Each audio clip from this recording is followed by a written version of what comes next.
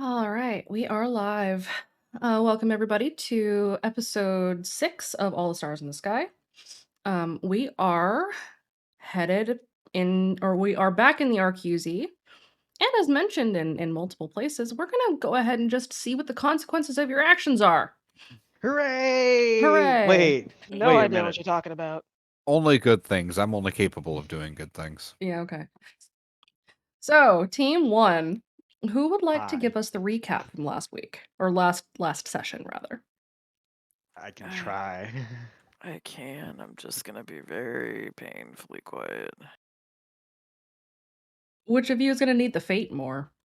I was going to gift mine to either Kira or Wraith, because I know I don't need it, and I was just gonna step up and do it just so Kira doesn't have to strain her voice right now. Go for it. If there's pieces I miss, please, anyone, feel free to step in. Team 1 continues their search from last time after meeting with Ishmael from the inner circle of Speak as One, who was working with them, and the Dead Skeptic, to find a relay point to drop off Pringles in to make a connection into Red Acre to reach the unknown caller, Camden Blaine. On their search down, they collected supplies from food storage and made their way further into the maze to find a location that they would have a good reception signal in. As they're on their way down, they got a note that Red Dawn has begun, and they are moving on with the first phase. There are workers out in strides as they're continuing their way down into the darkness until they find their way into a central chasm. They're able to collect a couple more supplies and find a decent area to pop a modified Pringles in to work as a radio relay booster to get into the town. Luck was not on our side, however, and one of the things that happened, we saw some kids that were being pulled across this chasm into an area that they call the asylum. What we were able to recall and reduce is there's a possibility that these kids are being tested for chemical suppression. The other unfortunate bad luck is that we were caught, and we have streams of lucids that are coming after us.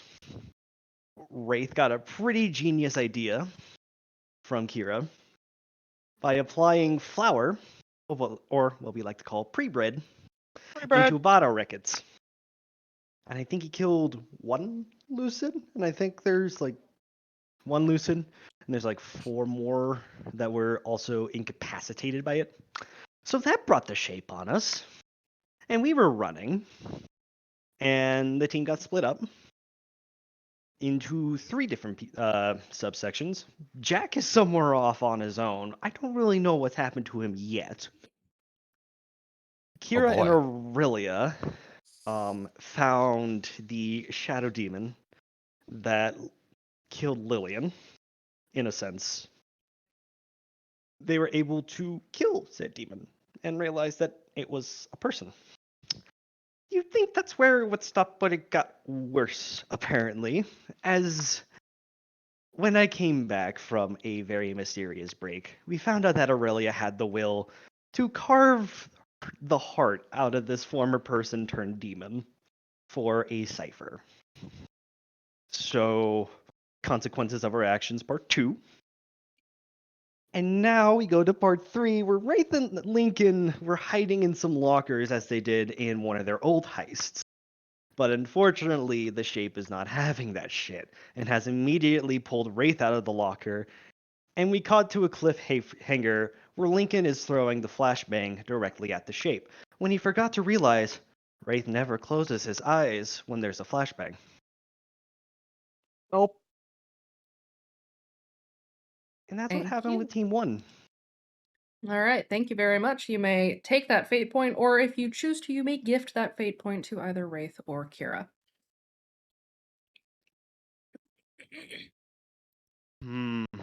I think Wraith is gonna need it more. Give it to Wraith. I'm going to give that fate point to Wraith because I don't know how Lincoln's going to handle not having Wraith with him if this goes very, very wrong. So please take this fate point, Wraith, and please survive. Hey, I have a total of 4 now. We're proud of you. Good All job, right. buddy. So, Team 2 will be on in about 2 hours. We are doing, as usual, the split, but we're not going to be running the full length of the session. Kira's got a janky tooth. I am fighting off a sinus infection, so we will be doing the team split. This will run for about 2-ish hours, and then we will switch over to Team 2, which will run for about 2-ish hours. Okay. So, Team 1. Let's start with Jack. As Wraith had fired a bottle rocket directly at those Lucids, and one of them had gone over the cliffside, falling to his death. His agonized, on fire death. Oh boy. Everyone had split up. And in the chaos, you had become separated from the rest of your team. You are now hauling ass down a hallway. You're not 100% sure where everybody had gone. You can hear some kind of hissing, sort of whispering, eerie sound off in a distant corner. You can also hear shouts and cries of surprise and combat happening from further on down the hallway. You know that the shape has gone off after Wraith and Lincoln, and you're not 100% sure where Aurelia and Kira went. So that said, Jack, which direction would you run to try to help as much as possible? If there's, from what he hears, well, what I know is a cipher, what Jack knows is as fuzzy sound. And further down, there's combat, to make sure I got that right. Right. He's gonna straighten up, and he doesn't have his rope yet because can't keep it for more than one session. And he does settle his eyes like, well, here goes nothing. And he's going to move along towards the sounds of combat, but he's not going to be running full tilt. He doesn't want to give himself away in case he comes out surrounded by those lucid boys who just need a nap. Okay. So you're heading after Wraith and Lincoln. Yeah, because I have no idea where Aurelia... Well, he doesn't know who he's heading towards, right? Right, you're not 100% sure. But you are heading towards the sounds of disturbance, essentially. Okay. Jack, go ahead and roll me 2 things. First, roll me in athletics. Always a fucking athletics. You gotta run, buddy. There's so many fucking skills that that's the one I fucking missed.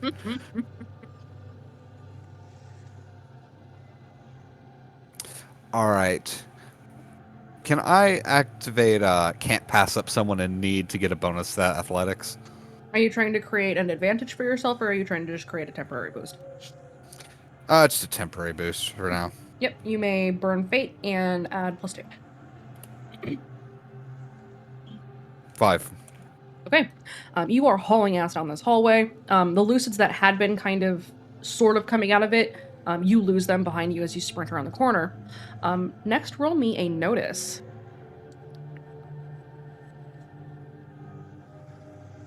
Okay. You hear the very sudden stop of the weird muffled sound off to your right somewhere, but ahead you hear screaming, as what you can probably tell is Wraith is grabbed and Lincoln then engages. And you kind of head towards a door into what looks like a large locker room. Now, all 5 of you, roll me a random. Let's see how your luck is today. Let's get this bitch started. First of all, I rolled good, but how Good. dare you? Good. Oh! Wow. Oh! Woo! Hey, look at Let's that go! shit. Never gonna happen again. Don't say that! I'm knocking on wood right now! I had the highest me. It's never gonna happen again. Did it. It Hot really won't. damn. All right. So, you guys. So as Jack, you burst through the door, I assume, into the locker room. Lincoln, you are stepping out of a locker and hucking a flashbang at the shape. Yes. Yes. Wraith, you're not closing your eyes. Nope. Cool. Lincoln's realizing this as he's popping out because it's an instinct. So he bashes out of the locker door, pulls the pin on the flashbang, calls out, "Flash out!" Throws it, and it's like seconds ticking for him, and it's like, "Oh no, what have I done?" Okay. Everybody's got fault. their sheets open. Everybody's got the book open. Yes. Yeppo. Yeah. All right, Yeah. Lincoln, roll me a shoot. Am I about to get shot? No, shoot to throw the flashbang. Yeah, for some reason I heard that as Wraith, so I imagined him just shooting a trank dart at whoever came through the door. This is a problem. I Hmm. thought I took the stun for it, but I did not. Uh-oh. So we're just rolling straight fate, baby. Oh, shit. 3! Oh! Okay, that is just narrowly beating the threshold needed to successfully flashbang the shape from across the room. You needed a On 2. point. Hold on.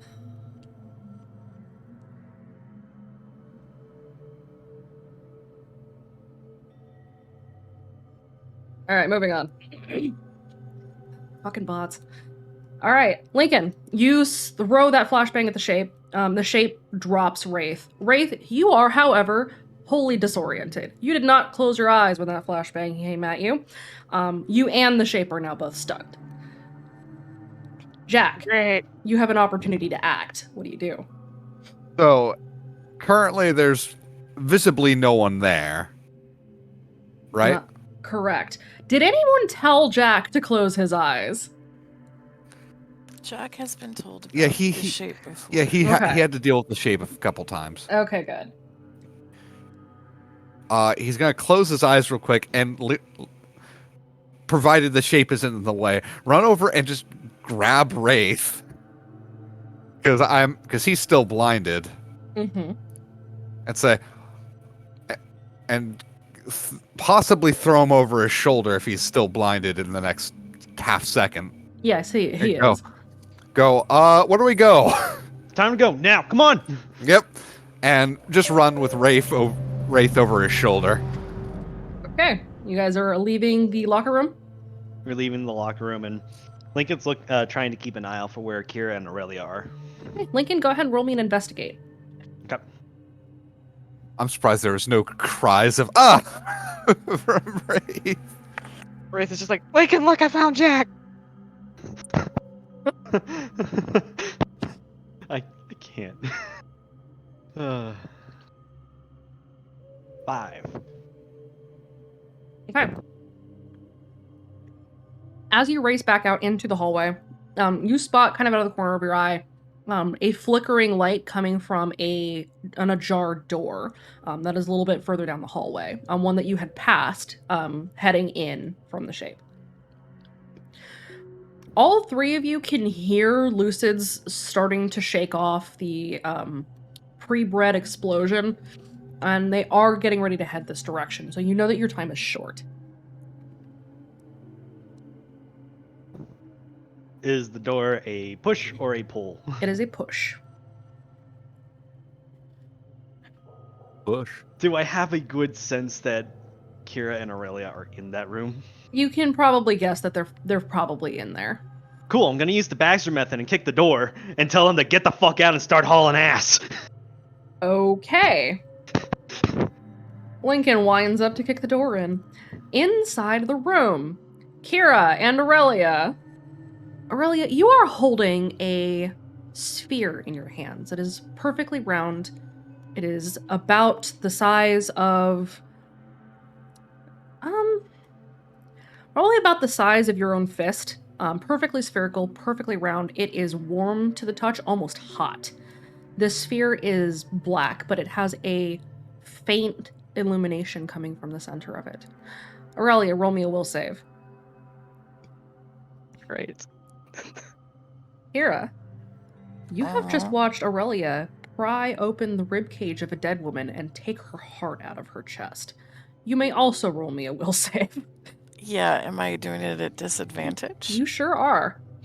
This is horrifying. Well, Oh no. Kira, you're Uh-huh. gonna be sick. Yeah, probably also screaming. What do you do?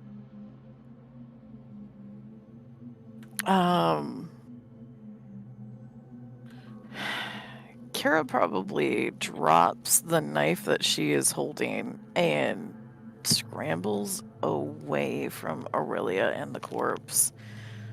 Kind of going behind the desk. And she's gonna Aurelia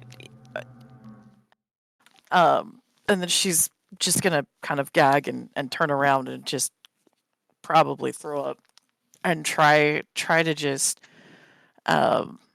try to get control and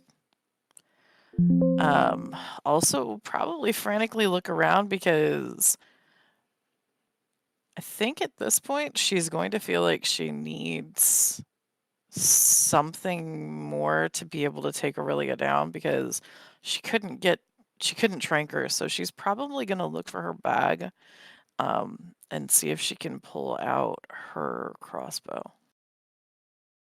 Okay. That's going to be. I'm gonna have you roll athletics. You're gonna roll with disadvantage again.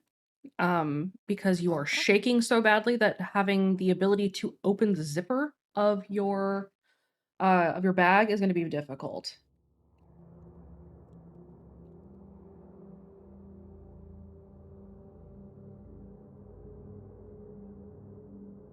Okay. You're fumbling with the zipper, you're having a hard time getting your crossbow out. Aurelia, what are you doing?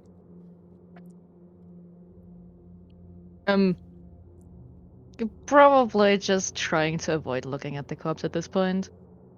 Looking to Kira probably. Just repeating over and over again that she's sorry and then being like, Kira, we have to go now. The sheep is still probably on Rave. We have to get out of the maze. We just we killed somebody. That's not just. She's gonna continue to dig and see if she can pull out her crossbow, and then just having to figure out where her trank darts are because I'm figuring with the level of shocked and the stress that she's at, like recognizing things is difficult because it's just hitting on like an automatic response for trying to think of anything to do. Yes. You are still having difficulty. You're not in a good situation. Part of you is horrified at Aurelia's actions, of what she did to the corpse. But the rest of you is keenly aware that you helped kill this person. This was a Yeah. human being. Wraith is not the only one with a body count now. Yeah. Damn, Wraith, you gotta get your numbers up. They're gaining traction on you. We gotta get those All numbers right. up. Those are rookie numbers. we You're not one to talk, Lincoln. we just killed somebody. We killed someone, and that's not even a heart. It's wrong, but they were still a person. Kira, we didn't know that there was a person behind this thing. I expected something not human, not a person behind this. She's probably got the crossbow out at this point, and the trank Yes. dart in the other hand, and she's just gonna kind of probably turn to Aurelia and just, and after we saw it was a corpse, and it was a corpse, and we knew that you she just points with the crossbow at the body. You ripped the bone.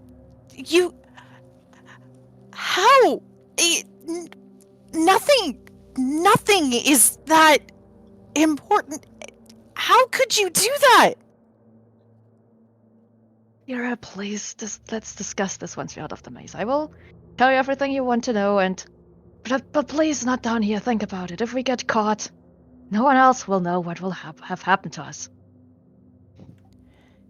You can't you can't just do something and then say that we talk about it. You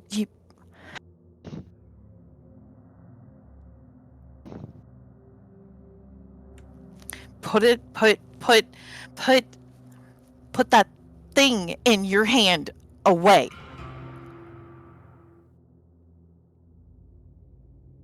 And then we're going to find the others, and then we're going to leave.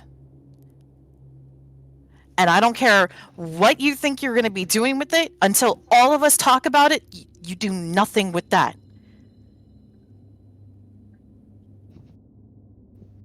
At this time, Lincoln kicks the door open. Boom! Ding ding, Boom. time's up, we gotta go! Come on! Lincoln, you are met with an awful sight. And it might take you a moment to sort of absorb everything that is here. The body on the floor, still covered in kind of this black ichor in places, but like wiped away in others. Like her face is cleaned off almost, as if she had been bathed in this stuff and then wiped her face clean. Her chest is split open. There is a trail of violet blood on the ground. Not red. Definitely not red, but very, very much violet. The sphere flickering in Aurelia's hands, the purple blood sliked all the way up her arms, basically to the elbow. Kira is panicking across the room. Jack, you also see this as you come in behind Lincoln. Wraith, how do you have Wraith over your shoulder? Like, is his head behind you, or... It depends. When Jack walked in, was it easier to throw his head in front or behind him? Probably behind. So currently he's behind. Can Wraith see yet, by the way? Wraith, go ahead and roll me physique. You basically took a flashbang to the face.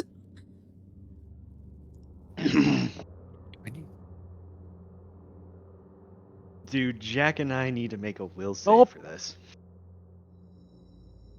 Wraith, you still can't see shit. Wraith, Jack and Lincoln, roll me a will save. Can he hear Kira panicking? You can hear Kira panicking, yes. Oh, I'm fine. Lincoln, you are in control of the situation. Jack, what's your will save? Second. Since Kira has her crossbow, even though it's not loaded, she's probably still gonna just on reflex aim the unloaded crossbow at the door as it gets kicked in. So she is panicking and also aiming an unloaded weapon at them in that level of panic. Guys, I don't think Shape Chan's gonna be busy long. 4. Okay. Both of you see this. It strikes you as horrific, but you are able to force your way past the innate gut-wrenching horror that this would otherwise sort of instill in you. But this is some fucked up shit. I've seen things. I've seen many things. I've seen horrible things. But in all this... All right. Fuck. Quick Lincoln, question. Go ahead. Mm-hmm. We don't have a lot of time, right? You sure don't. Second question. Between Aurelia and Kira, who's smaller? Because at least one Kira. of them is catatonic. Kira is smaller by a few short. Yeah, Kira is slightly smaller by a couple of inches. Yes. Kira Yeah. also has a crossbow and a crossbow and- bolt in the other hand that she is brandishing. And if you try to pick her up, they might both get used. Cool. If you try to do that without her recognizing. Lincoln's just gonna go ahead and take the initiative. Jack help Aura up, and he's gonna slowly move over to try and help Kira. Hey, hey, look at me, look at me. Um, that might actually be what? Will save again? It will be another will save. Still it. Still at disadvantage. Oof. I think you're probably at a -1. Oh, that's the wrong fate. Holy shit, Oh though. Jesus! Holy Oh, shit, man. though. That would have been real bad. That would have been. The fate 12 dichotomy. Let's make it as negative as possible. So either I'd have been a -1 or a -4. Or It would have been -3. -3. Yeah, either a -1 or a -3. Yeah. Kira, you break down. Well, Kara probably drops her crossbow and she's got the table in front and she kind of hits the table and she's holding on to it and she looks at Lincoln and they only died. They just keep dying. Hey, easy. And we're killing them this time. Kira, now's not the time for this. I need you, please. Just listen to me this once. There's one thing I need you to do, and that is to breathe. I just need you to breathe.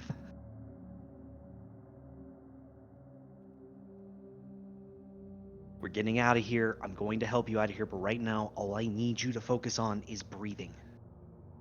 Can you do that for me, please?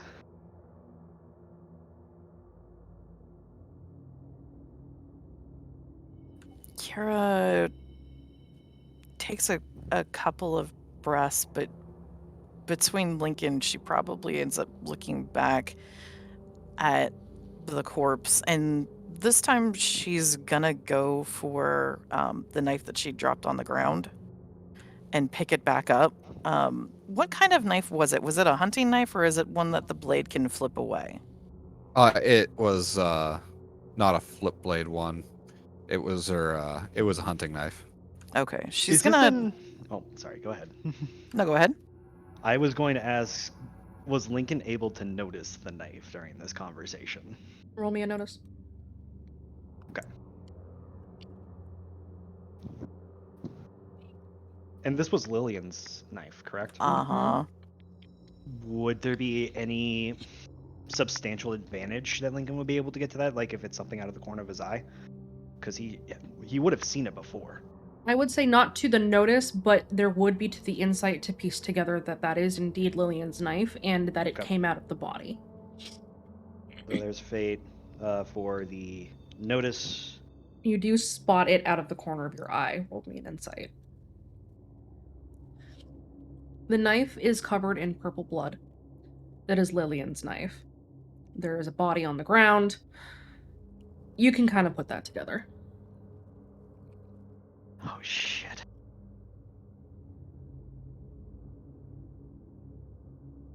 Can I contest Kira in grabbing the knife? It will be a contested athletics roll. Honestly, if Lincoln's going for the knife, Kira's not going to. She'll let him take it. Lincoln, you can take the knife.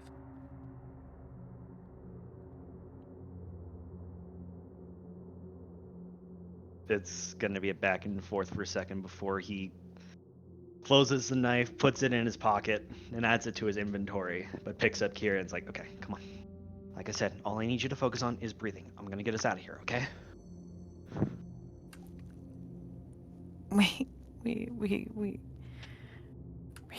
We got wait. I know. Just breathe. We No words. No words. Just breathe. In. Out. in, out. Kira will focus on that. Is Aurelia handing over or putting away the heart orb yet? If she had the time, she would have put it into her hoodie pocket because the hoodie has at the front one of those big pockets that is going across the Yeah, you have width time. of the thing. She would have put it in there. Okay. Aurelia stashes the heart. Yeah. On the Jack and Aurelia front, Jack would be saying to Aurelia just because she's covered in blood, I imagine. Mm-hmm. They say, not being fully aware of what happens. Are you hurt? Can you stand? I'm fine, I'm fine. I'm not hurt. Besides, it's violet blood, so.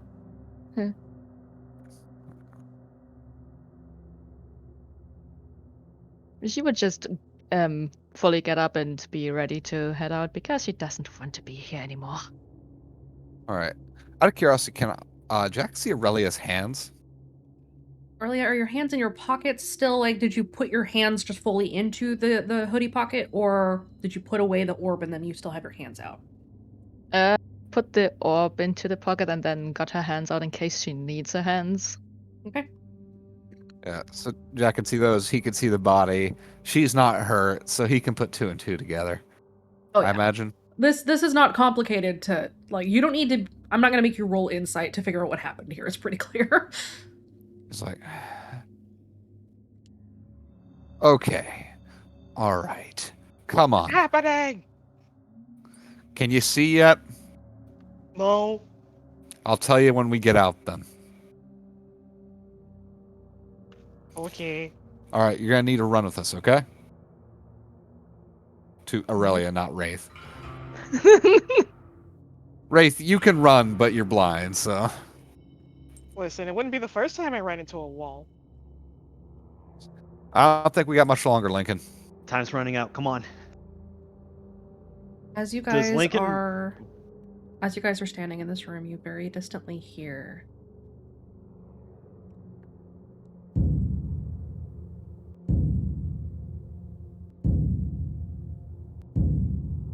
Fuck is that? I don't know, but I'm recording a sound clip of it right now. Okay. Are those drums? Yes.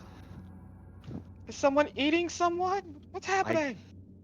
I don't know, but we can't stay around and find out.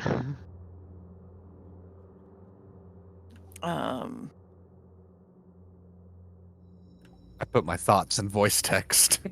Kira is trying to work on the whole breathing thing, and she's got her crossbow still and the crossbow bolt. She's gonna load the bolt into the crossbow. Okay. And kind of get it and her stuff. How clear is the face of the corpse? it's fairly clear. It's smudged. You can see that this was a kind of a younger woman. She looks to be in her like maybe late 30s, early 40s. She's got darker skin, at least from what you can see of her face. And she is like, her eyes are wide open, but she does not look like she's in pain or afraid. She looks as if she's embraced the end. The look on her face is haunting. Kira is going to take a picture of her face to try to identify her later.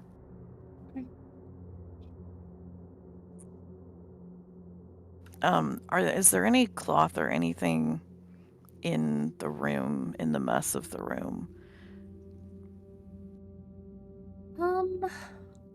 There are, you guys got really good luck rolls, so at least for this first scene.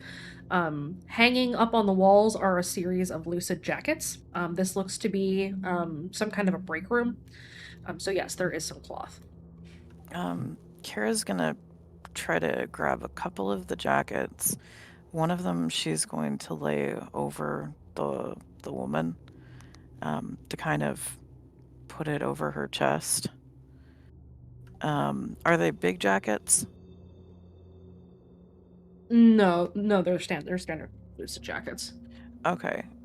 For Kira, they'll be tents essentially. She's gonna Yes. toss one of the jackets at Lincoln, and if she can get a third one, toss another one at Jack. There are a and total just- of 5 jackets that are hanging up.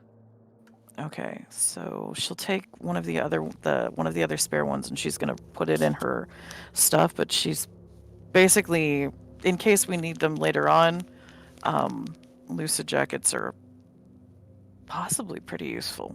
She's kind of not talking. She's just grabbing and acting.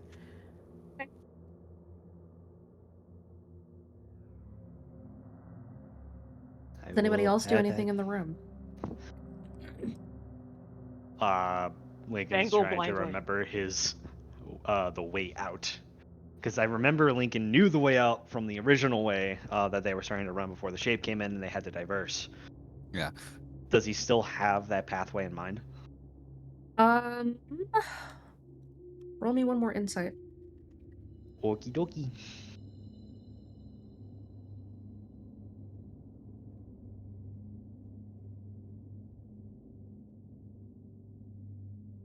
Yeah.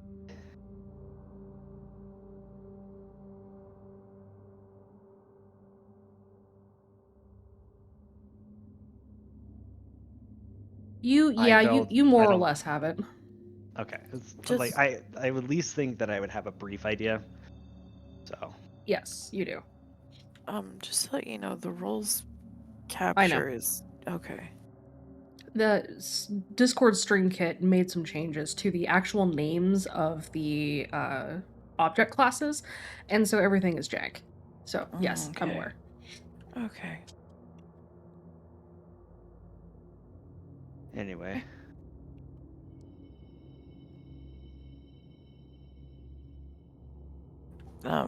Kira is not looking at Aurelia right now. Lincoln's going to just lightly have his hand pat Kira's back and gonna have the two of them stay in the front. So their focus is just on getting out, and also to help with the fact that like he kind of has that understanding that Kira Fucked might up not shit want to happened. be around Aurelia at the moment.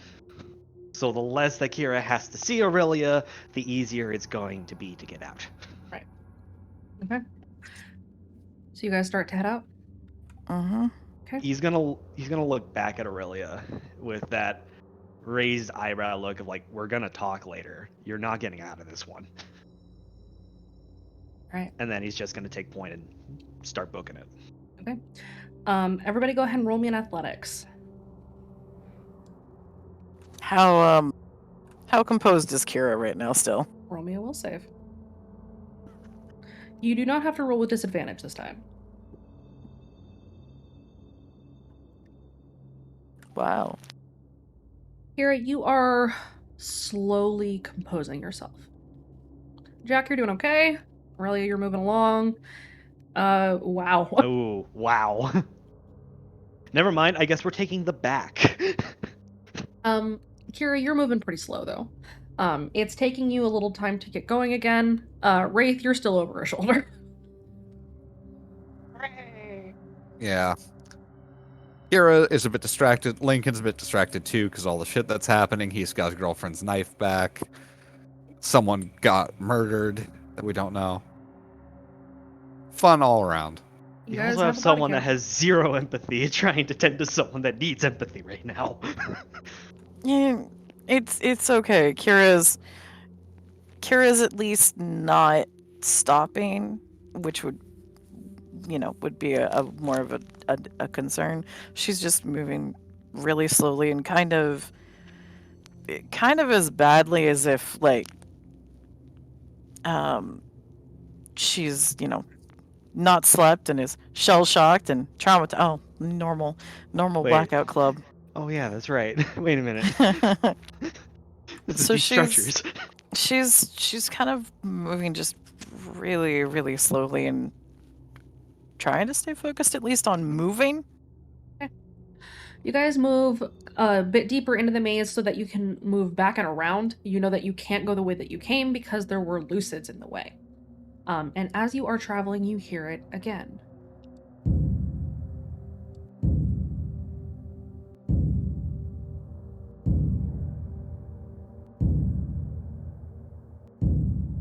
Is it louder or quieter than before? Not the same. Okay.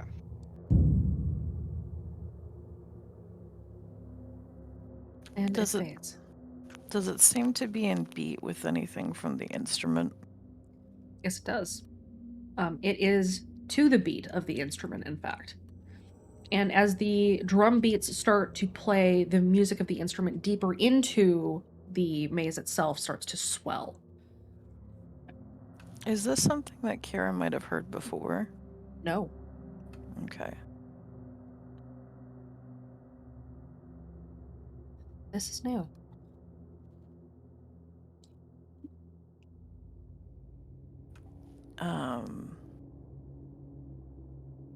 Kira's probably gonna fumble and see if she can pull out her phone to record it as they're moving.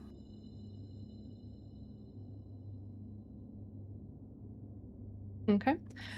Is anybody taking any other pictures? Who is taking recordings right now? Lincoln. Lincoln and Kira, I think. Okay. As you guys are traveling and you're moving around this connection to the throat that would lead you back into Redacre, you can very, very distantly hear those drums. But as you're walking, everybody go ahead and roll me an insight.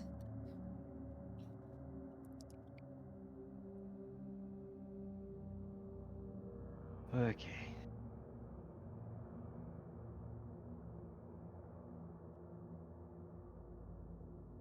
Is this something potentially related to the old tongue? No. At Okay. least not that you'd be able to detect from here. Okay.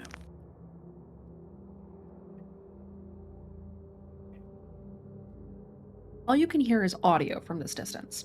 And that's kind of what you notice.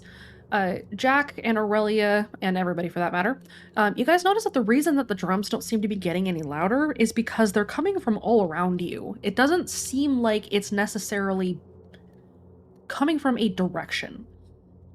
The rest of you, Kira, Lincoln, and Wraith, you notice that the drums are not coming from a specific direction because they are being broadcast throughout the entirety of the maze. Everywhere you go, you seem to find a small hub or some kind of a speaker where the instrument is amplifying these drum beats over and over and over. They added The drum another beats piece? come in packs, you've noticed. And as each set of drum beats starts and builds up to the final beat, you find yourselves, all five of you, suddenly carrying an intense anxiety in your chest that only breaks once the drum beats stop. Horrifying, thank you. Is this an anxiety like the song is inducing it? Yes and no.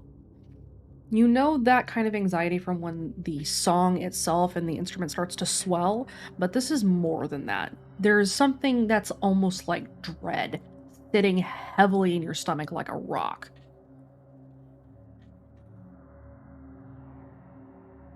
Is it just for Jack's information? And I think I can make a comparison. Is it dread like something bad's about to happen, or like the dread you get when you know you're about to get into a fight that you might not win? It's the dread of knowing that something bad is happening right now, and you have no power to intervene, and you don't know where it is. Oh boy. If Kira closes her eyes during the drum beats, is there anything unusual around at that time?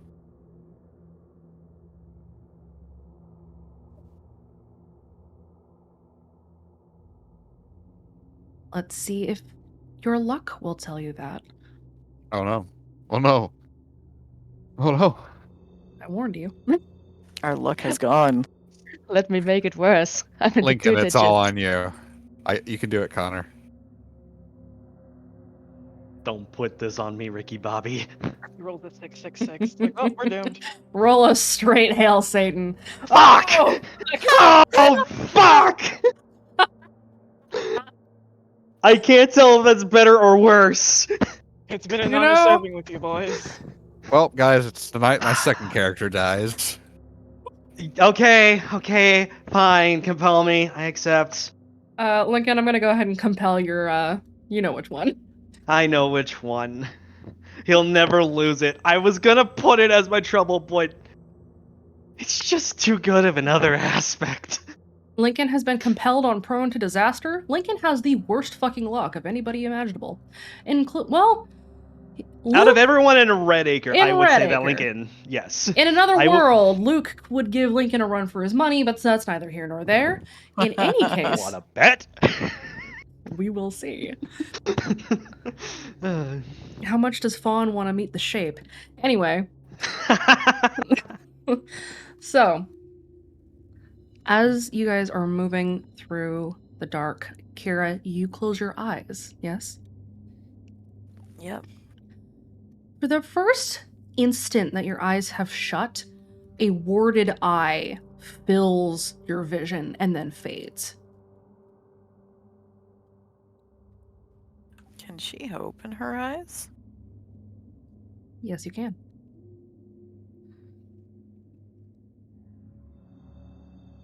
And allow me to remind everyone, crying is a free action.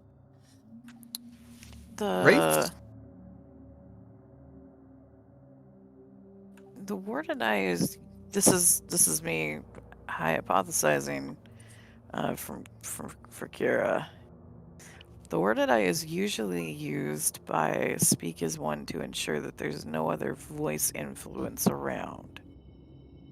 Classically, as far as you are aware.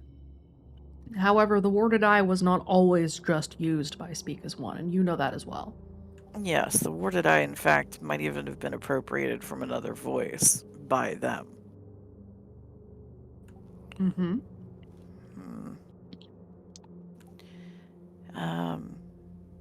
Yeah, because Kira went off on the deep end trying to research the 5 voices from outside. One of whom looks like the warded eye itself. She's going to close her eyes again when the drum beats continue. Okay.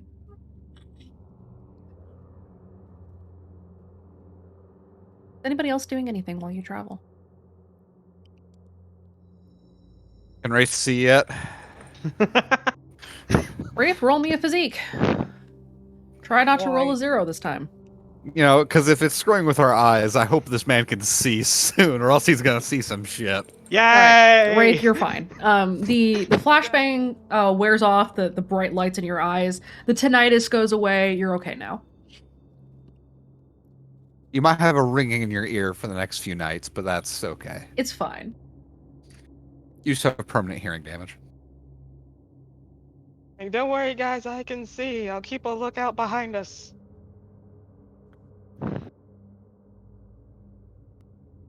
You're lucky you weigh less than nothing. Listen, this is what happens when you just live on gummy bears for 3 years.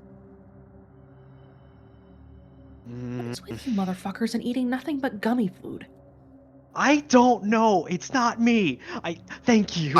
Why, yes, I agree to some voice. The fucking SAO asking us. No, that's just the spirit of Ambria telling you, eat food, motherfucker! Eat food and wrap your damn knuckles. Exactly. Look, I That's would fine. if I could right now, but I can't. Can't Um, do gummies. God, I'm trying to think if Lincoln would be able to deduce anything further while they're running, so he can prepare something in case they are able to get out and speak with Sparrow. Depends on what you're trying to deduce. I know. Um, I'm trying to figure out what exactly he would be trying to deduce in specific. um.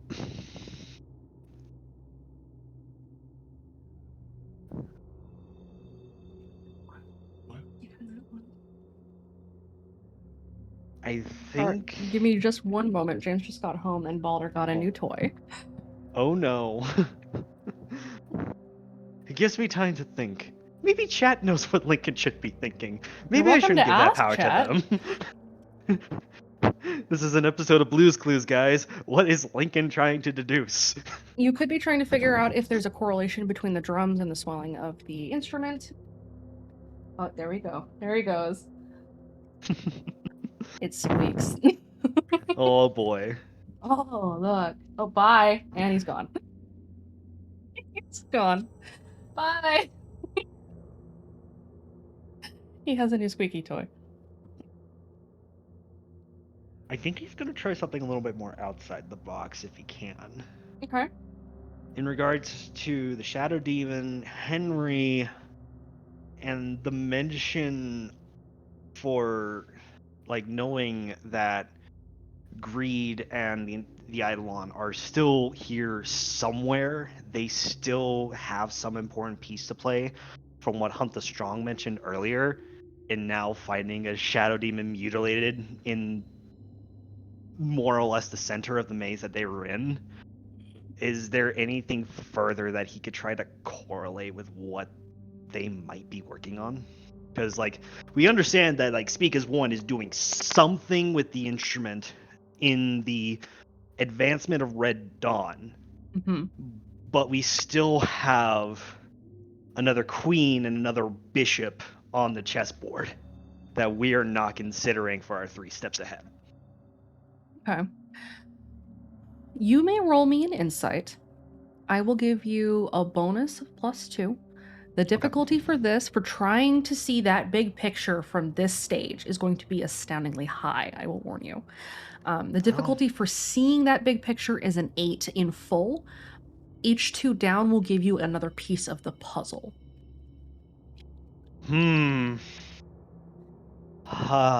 Okay. Know that, however, if you roll it, you might invoke Doom. So, Here's the deal. You already compelled me that I'm prone to disaster. This is sure the are. action of that consequence. Communication is a two-way street. So yes, I know what I'm doing. Okay. Okay. Because I know my character, I don't want to do this, but I know my character. His high concept is that he is a doubter in the pursuit of truth.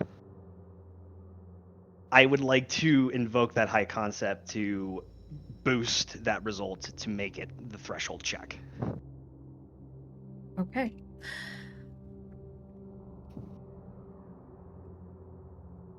Lincoln, first and foremost, you must take 4 points of mental stress as you fuck. suddenly start to put some pieces together. Okay. The placement of the entrances of the maze in the RQZ, the strange patterns that you're hearing the instrument play through, the twanging of the strings, the sudden introduction of the new drum beats, low and heavy in the maze, and the presence of the maw. That was the one thing for a very long time you could not quite account for.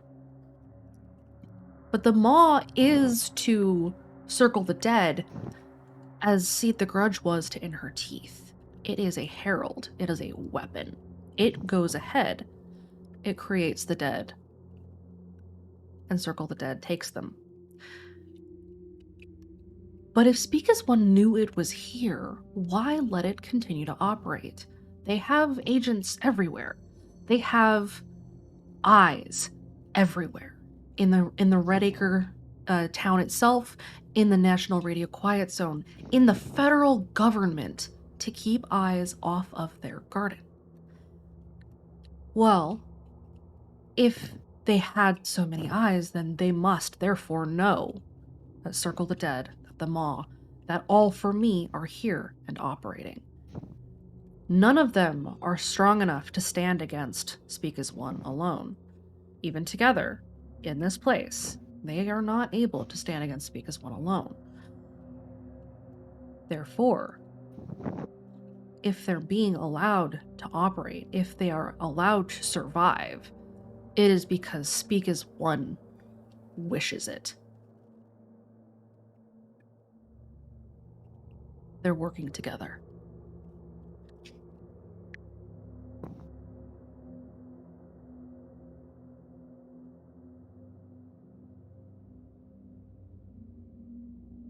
Red Dawn is a name quite familiar to anyone who might be a history buff. It had much deeper meaning. It always has had much deeper meaning, Lincoln. Yes. The distance of the twanging of the strings has been all-consuming since you had gotten back into the Red Acre, into the Red Acre region, in the radio quiet zone. But now you're thinking, you thought you'd heard them outside too. Roll me one final insight, and then I want you to roll me a random with disadvantage. Ooh. Ooh. Do I still get my buff? Yes, you do. Okay. I will double down on Data in the Pursuit of Truth for a +1 to make that a 7. Okay. Oh, whoops. Reroll the second one. Okie dokie. Yeah, that checks out. As you feel all this information laying itself out before you, you build the equations in your head.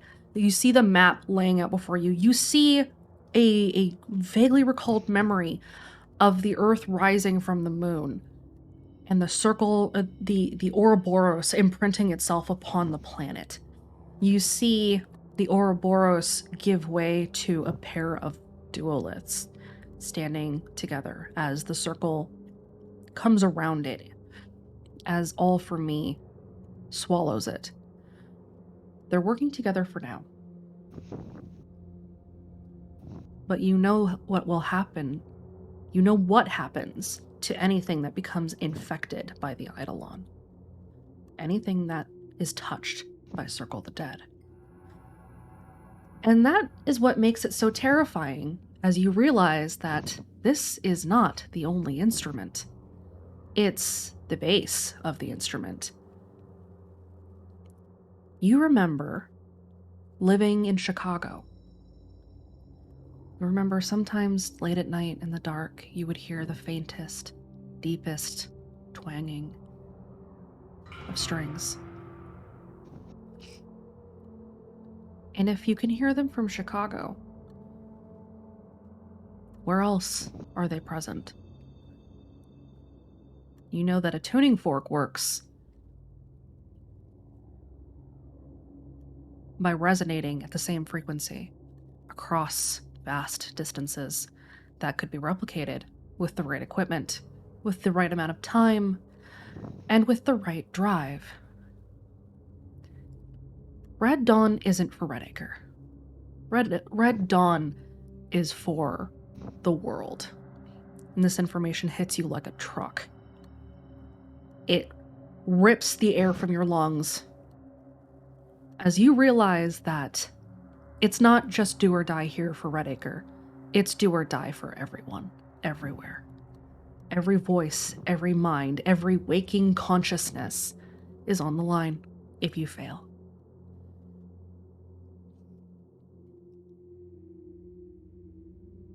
Lincoln, you have gained Yes. 1 point of doom. Oh boy. Where do I track that? Mark that in your adventure notes. I will mark that in my adventure notes that I have 1 point of doom as Lincoln breaks into a cold sweat.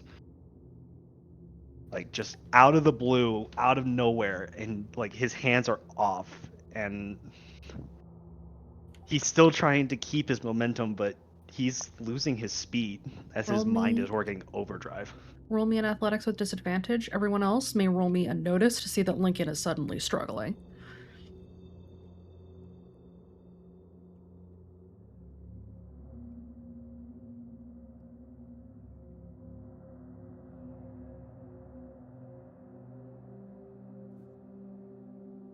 Wraith, you notice this immediately. I mean, he is in his field of vision. Yes. Jack, you kind of notice this out of the corner of your eye. Aurelia, you also kind of notice this out of the corner of your eye. And Kira, you're next to Lincoln, so you do notice that he slows down. Kara's gonna just reach a hand out and grab his shoulder, grab his sleeve, and sort of the wordless, if I'm not staying here, you aren't getting left behind either.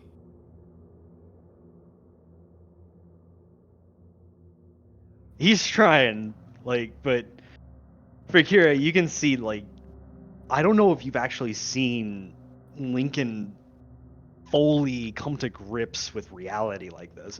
Wraith has. Wraith has seen this in multiple situations in Summerdale. So Wraith would know exactly what's going on. This is a first for anyone else.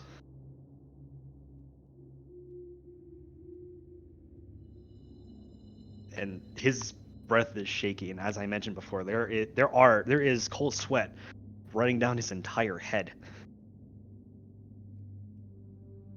Kara's gonna maintain the hold that she's got on his arm.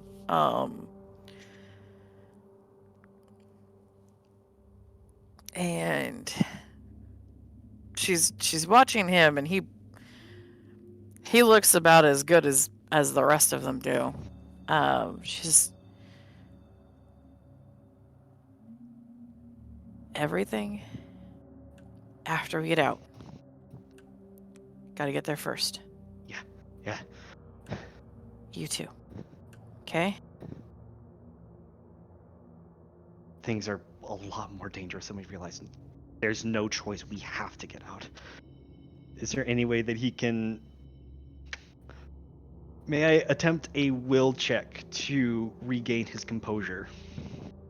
Also a fairly high difficulty, but you may. Okay. You need to meet a 7.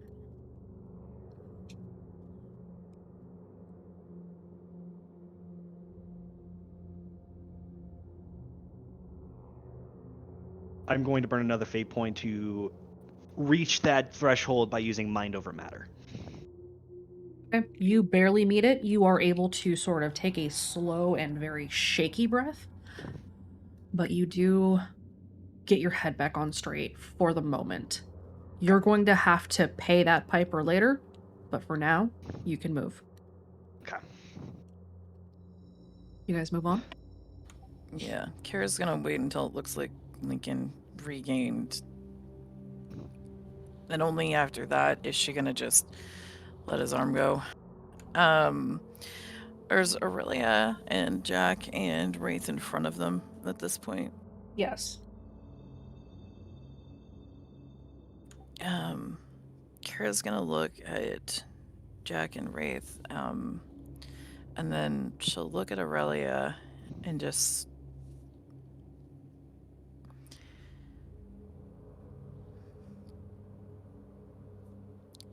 in a kind of undirected point to Aurelia.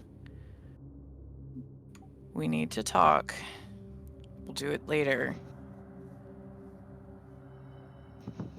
We're still good between us. We have to talk. She's also probably lying. But she is trying to reassure Aurelia because they all need to keep moving.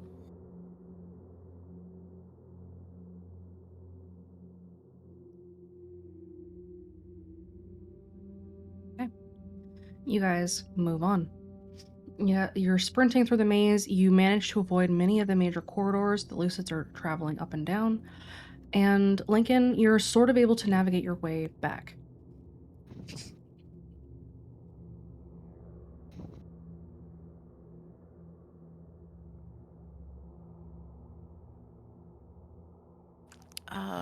Question. Is there Yes. anything Kira is going to be able to tell to make sure that Pringles' job is being done right? You Like- can see that Pringles has suddenly started receiving information on your monitor for the drone. So yes, Okay. you are able to see that. Okay.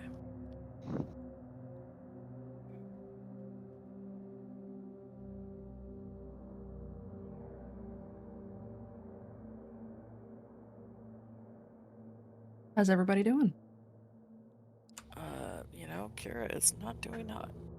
Just peachy! This ain't fun. I'm gonna be honest. This ain't the vacation Jack is looking for. It just felt like I woke up again and my 28-year-old mother gave me a big bowl of sauerkraut every morning for it. What? Big bowl of sauerkraut! Every single Alright. morning! I'm not getting the reference, man. Weird Al Yankovic. Yeah, Albuquerque. Yeah. was not getting the reference. It was driving me crazy! Fucking what? Alright. So, you guys head out. You are sprinting up the up another side tunnel. This one seems to be a service hatch. And as you finally start to head upward and outward, you can hear the instrument once again swelling distantly, followed by the beating of the drums. Kira's closing her eyes again. Does she still see the worded eye show up? You see it out of the corner of your eye. It opens and looks at you and then closes again. I beg your pardon. You heard me. It has never done that before. Sure hasn't. Is there anything that feels like was for a moment watching through the eye when it opened? It definitely felt like something had lain its eyes upon you, yes. Something that she's familiar with or unknown? Roll an insight. Okay.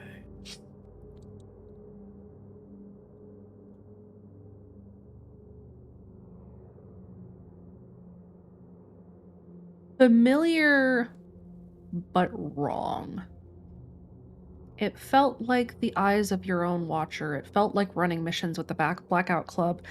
It felt like being ambushed by Speak as One, but something isn't right. It feels... It's like walking into a room and being hit with a wall of the smell of decay. So it feels like that sort of something else writing through on that song. The decay, generally with the dead, she'd probably associate that as maybe the maw. Could be the Maw. It could be Circle the Dead. It could be all of them.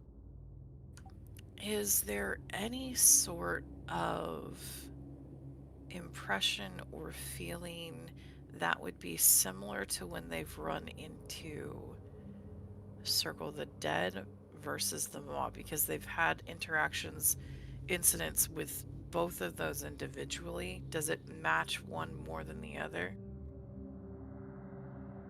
At this point, you can't quite tell. Okay.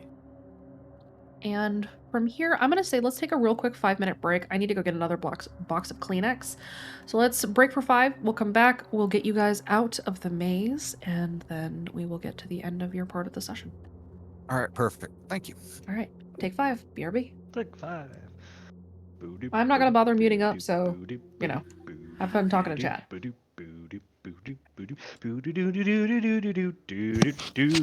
invoked Doom.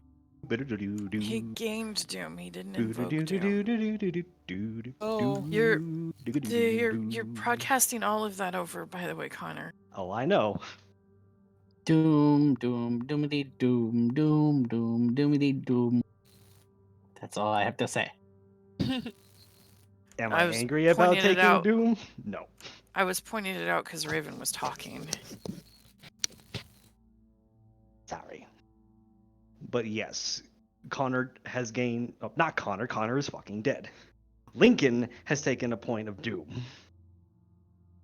These are the consequences of my actions, and you know what? That is okay.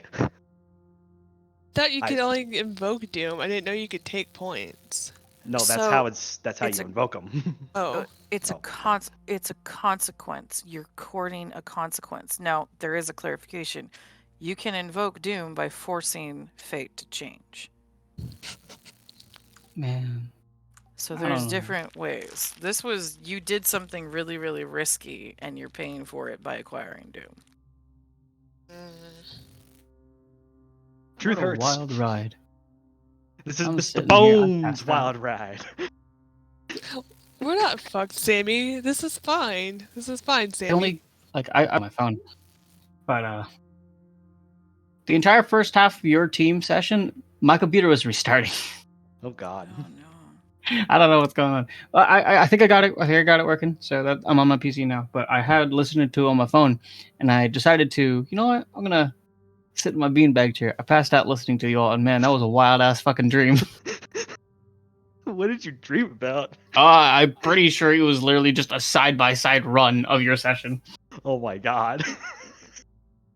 It's like, oh, Man, what I wouldn't do to see an animatic of these. My God, shenanigans. Your Ah. girlfriend. Hmm. huh? You What? told. Oh my gosh. I mean, you guys in the asylum are totally fine. You're good. This is fine.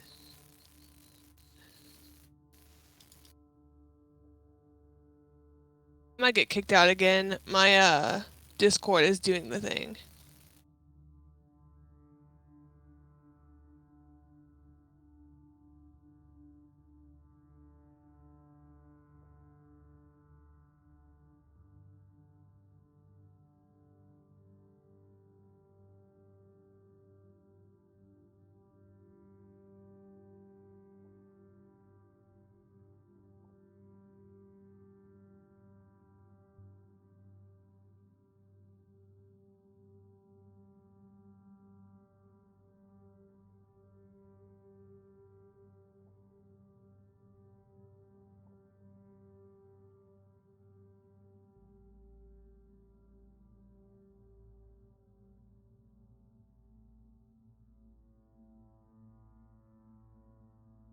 Okay.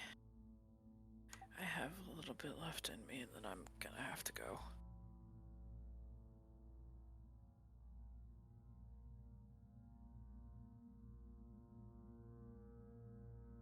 Am I alive? You are. Hey. Hello. I was doing a weird thing. I guess it fixed itself? Okay.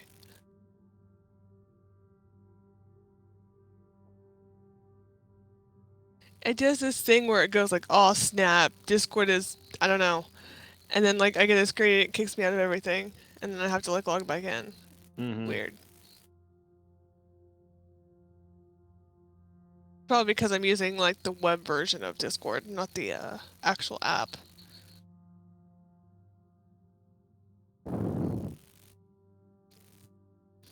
I could just get on my phone, but my phone's dead.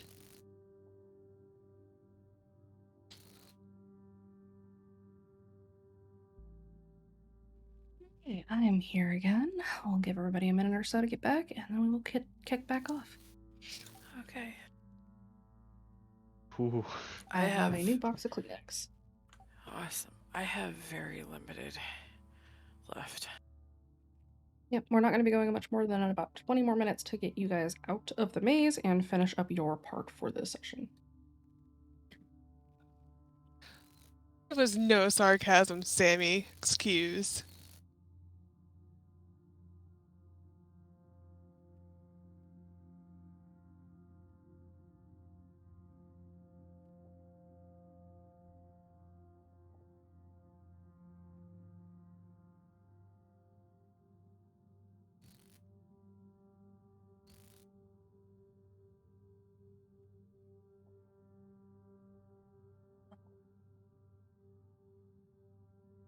My nose hurts.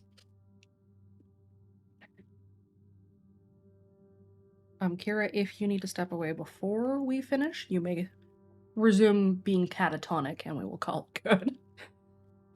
I might need to because That is fine. the pain's really bad. We will call you catatonic then, and Lincoln can lead you out. Okay. I'll piggyback you all the way back. Because that's what friends do.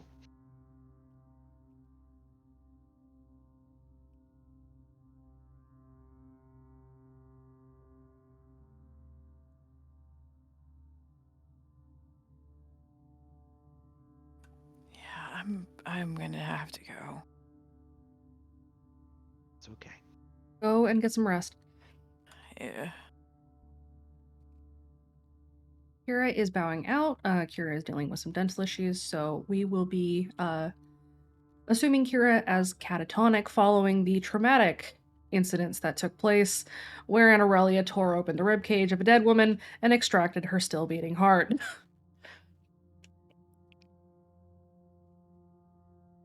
It's fun. It's a sphere. It's still a heart. Thump thump. It's mine now. Thump thump. I will also add. Shadow Legends. I am also going to add that voices tend to warp your perception of things. So to you, it looks like a sphere. To an outsider, it may not be a sphere. Just as an FYI.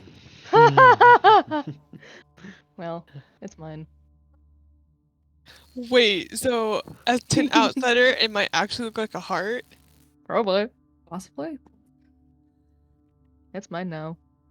Is the cipher color orange? This one is not. Dang, I was going to make an orange lantern joke. Alas, Because with no. Aurelia right now, it's just basically what's mine is mine is mine, is mine is mine is mine, not yours. It's a cipher. It is a cipher. Speaking of which, Aurelia, I know. roll me a random. Great. Dear. Oh my god. It's a It's mid, though. Enchantress, I hate this. Roll it again. Oh no. Okay, I'll- You're only cursed. It's okay. Only cursed. It's better than what it could have been. I expected many things. I tell you, I have been brainstorming what horrible things could have befallen. But hey, it's a curse. But the question is, which curse?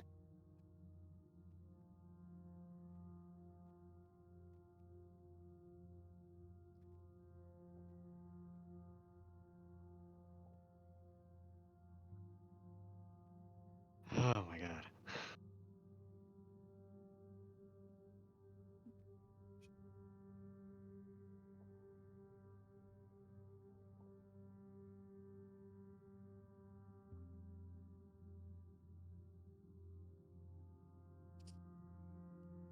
It is just a curse this time.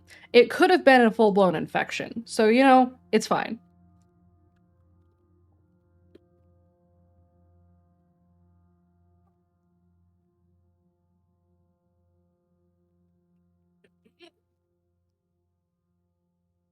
Okay. Yes, we are still supposed to be seeing the BRB screen. Jack just got back.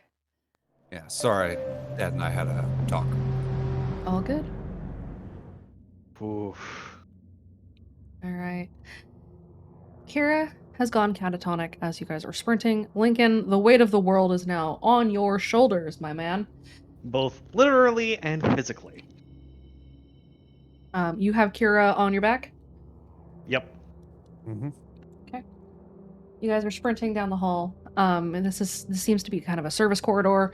There don't appear to be any lucids or sleepers wandering out this way, and so you kind of have a moment to get your bearings. Aurelia, how you doing? How do you feel? I'm probably set on wanting to get out still. It's the maze after all. You notice, Aurelia, that you can't feel your hands anymore. They've gone numb. Not cold, numb. You can't feel the skin of your fingers. If you touch your own face, you can feel it on your face, but the tips of your fingers are dead. You can kind of move, but it feels as though you are dying from the outside in. Oh no, Aurelia has COVID. Shush! Oh my god. Bruh. You put this on yourself! Uh, This is why you don't dig through bodies! This isn't what happened! This is supposed to be a roleplay scenario, not a flashback! Okay, I'm done. Alright. Aurelia, the sensation of nothing crawls up from the tips of your fingers, over your palms and the backs of your hands, up your wrists and up to the elbow, as you start to lose all sensation. Whatever this curse is, you've never run into this before, but it reminds you quite distinctly of being grabbed or even touched by the angel.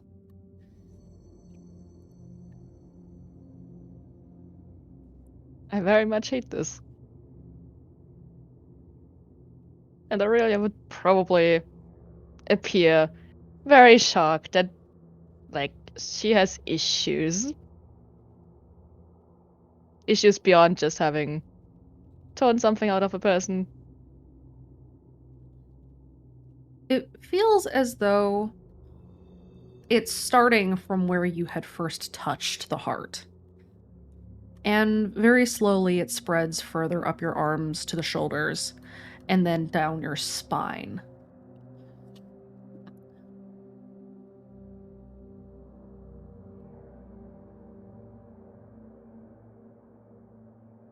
Guys, can we please hurry a tiny bit? I may have an issue and I don't We're like this. trying! Aurelia, you must now roll athletics with disadvantage. Okay. Everybody roll your athletics.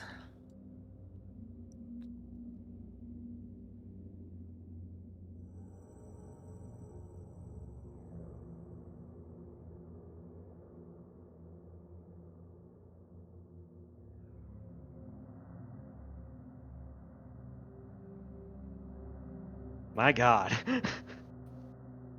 You're God. Can I do a thing here and spend a fate point on would stocky build be enough to apply to his athleticism, or is that only physique, you think? I think that would be physique. Damn. I'm Uh, going to... Oh, sorry. You first. Oh, then I've got the aspect backwoods wanderer, if that can give me a bonus. That'll help you more. I'll let you take a +1. So you can either re-roll or you can take +1. If I take a +1, would I fail, or just be falling behind? You'll a still be little? moving ahead. Okay, I'll just take the +1 and not risk it. Wraith, I can't quite. Wraith, are you gonna keep that or Can I use gotta go fast to re-roll it? Yes, you do. Yes, you can.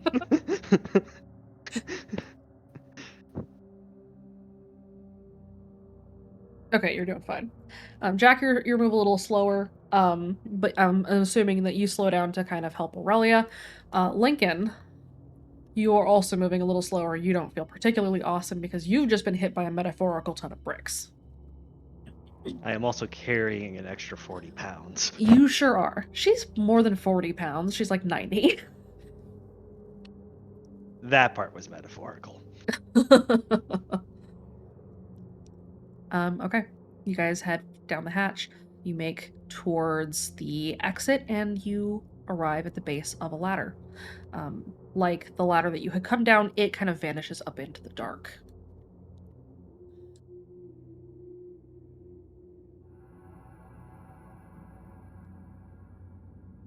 You guys move up. Yes.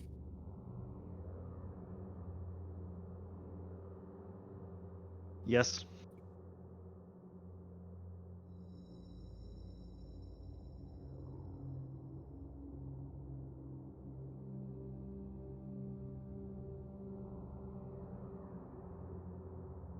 Strength from determination.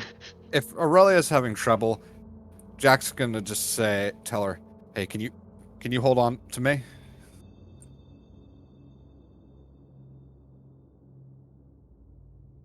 Let me first try, then we can discuss the issue at hand.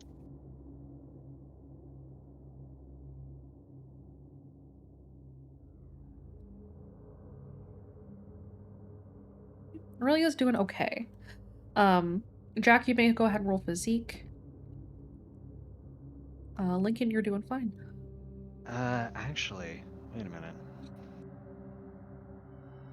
What exactly does Atlas utilize the ignore physique checks for? One more time. I have the minor perk Atlas. Mm-hmm. It ignores endurance checks, so you still need to roll Gotcha. physique. So, Okay. to get up the ladder, because this isn't an endurance check. This is you actually moving a distance. Gotcha. Okay. That's all I really needed to know. So Yep. thank you for the clarification. Yep, you are fine though. All right, you guys make your way up the ladder. As you come out up at the top, you find yourselves kind of in the shallower part of the maze. It is much colder up here as you're getting closer to the surface, and you can tell that the temperature has dropped since you came through this way. And so you guys head for the exit. Yeah. Oh, I forgot to roll. My bad. You're fine. I like how whenever I forget to do something, that's when the best roll comes. Yeah, you get up this ladder, no problem. You're able to help Aurelia and everybody else move up the ladder very quickly. As you guys are heading up this final access tunnel, you hear movement up ahead, and you see another crowd of Lucids and Sleepers walking in perfect tandem as they head deeper into the maze again. And once more, you hear in a very distant echo the drums play again.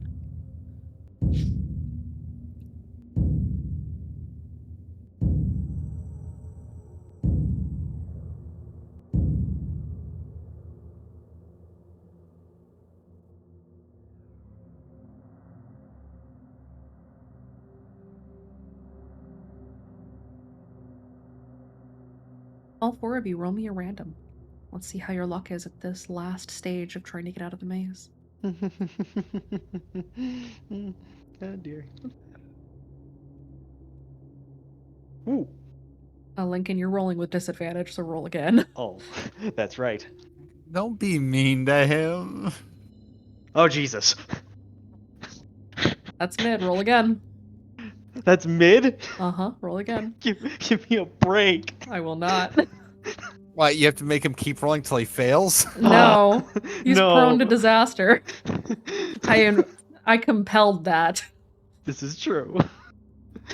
I mean, on the bright side, you're swimming through fate points. When I make... So, prone to disaster makes him roll luck with disadvantage. Mid is between 450 and 650. And when I'm Gotcha. doing hard luck rolls like this, then you have to roll either a high or a low. I'm not taking middling rolls, specifically not for you. Pat, there. Hi.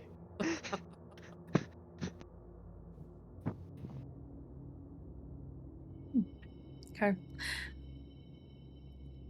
Everyone roll me a notice. Does danger sense apply to this? Yes, it sure does.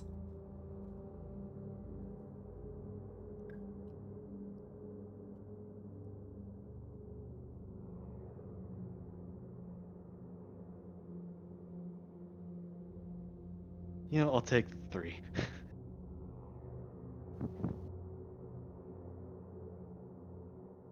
Jack, your notice. Sorry. All good. I was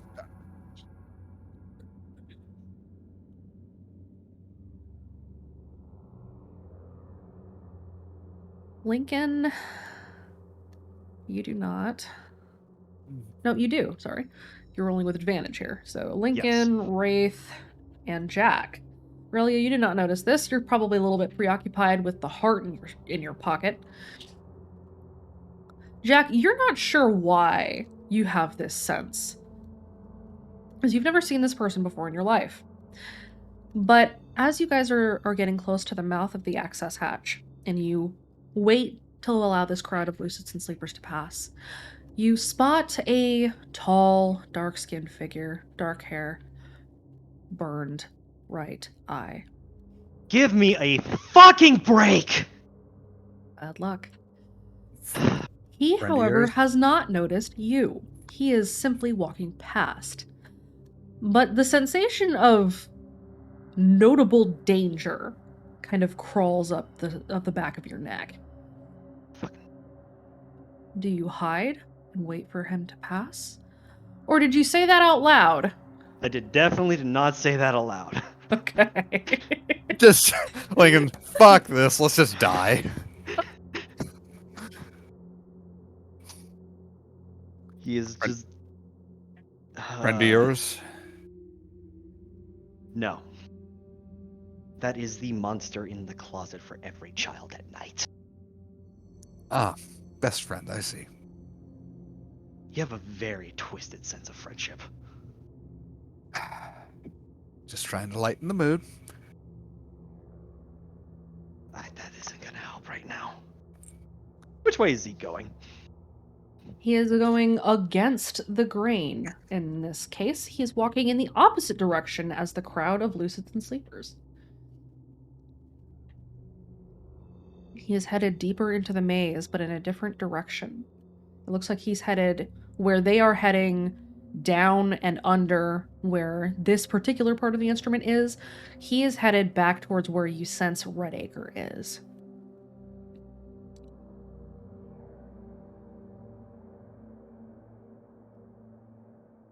Are we in a location where we can cover up Kind and of. try to wait for the path? Okay. You can duck into the shadows. You will need to roll a stealth.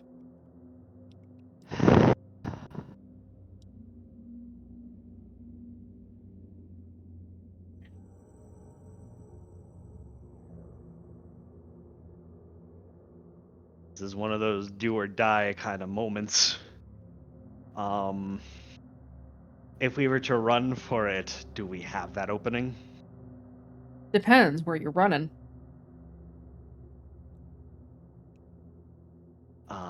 You can go back the way you came, or you can go ahead and risk running directly into him.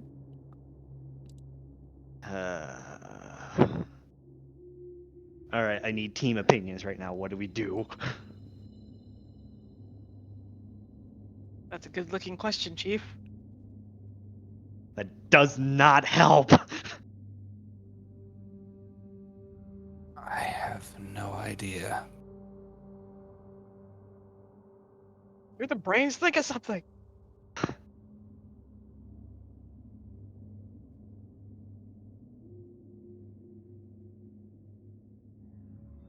If you really want me to, I can try to punt him, but that No, probably won't help no, us. no. We're not doing that. You do not stand a chance, Jack.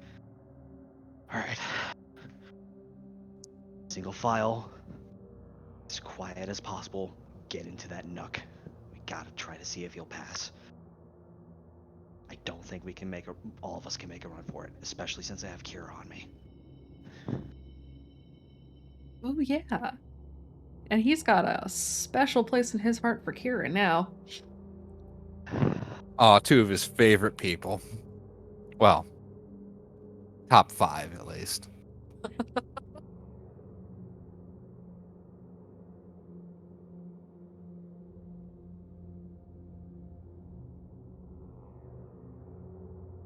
You guys gonna try to hide? That's what Yep, that seems Lincoln's what's gut is best. telling him. So Okay. he's That's going the with the best gut we've feeling. got. Roll your stealth.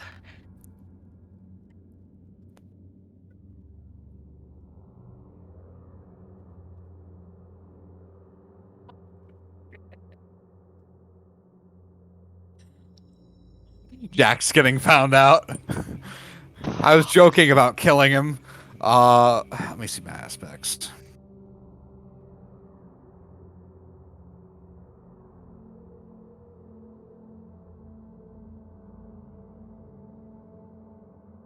I'm gonna burn mind over matter to re-roll.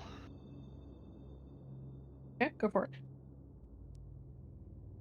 That did not help.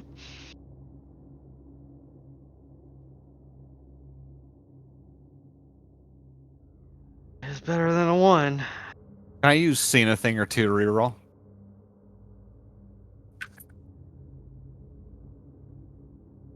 No bonus still. Yay. God. Uh,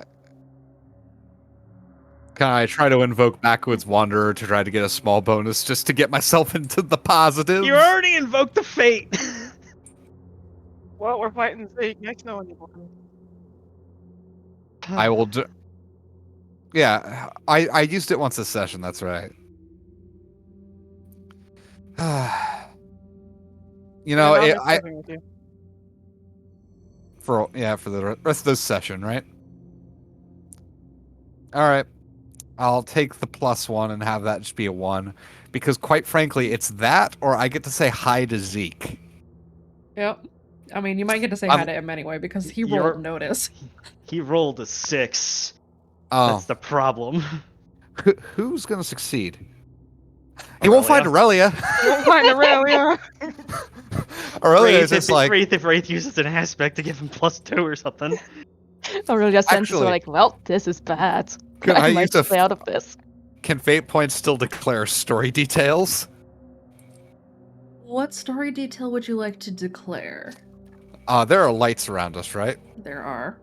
Can I declare a story detail that they flicker just at the right moment? Roll me your luck. Is that just straight fate, or is that random? That's a random.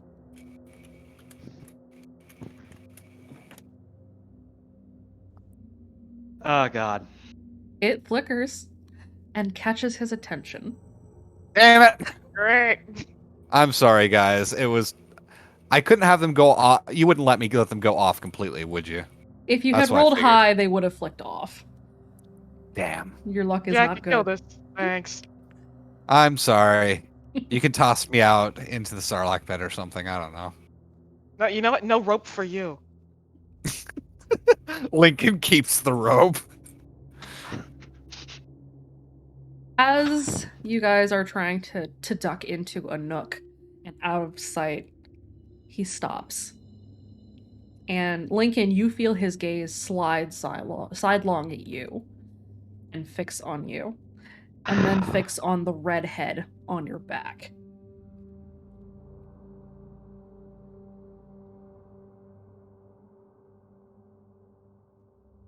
If he moves towards us, I'm shooting him. Do you have your weapon out? Always have the weapon out. He steps into the access tunnel and slides his hands into his pockets and calls. You're not supposed to be down here, you know.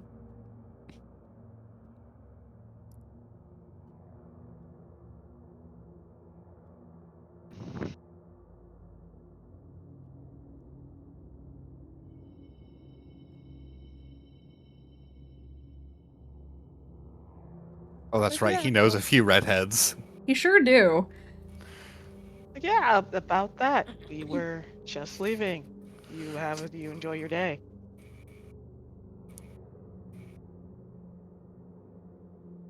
He glances at Wraith briefly and then looks back at Lincoln and fixes his eyes on Lincoln. Can Lincoln do something in his pocket? What do you want to do? I want to send an SOS link to Sparrow. Yeah, you can do that.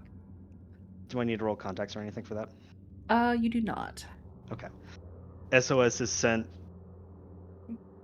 He's also in his other pocket. There's something else he would like to do.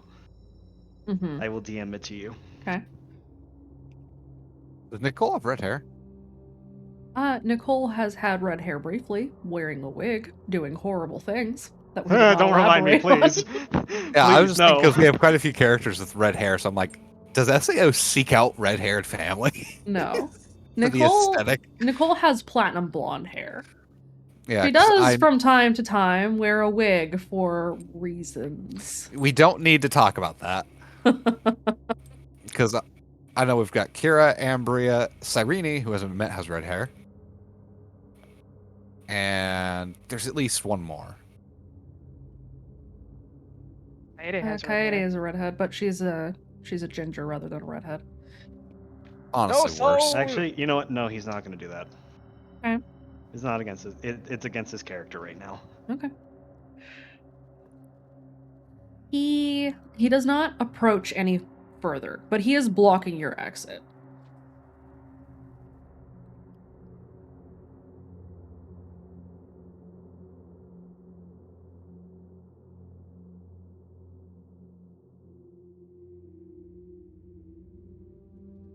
Wraith is gonna look over to Lincoln and is like, I can shoot at him, but what's the plan?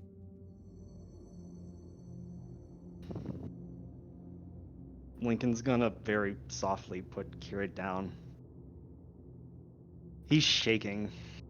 He's not afraid to hide it. He just slowly turns around just to watch Zeke.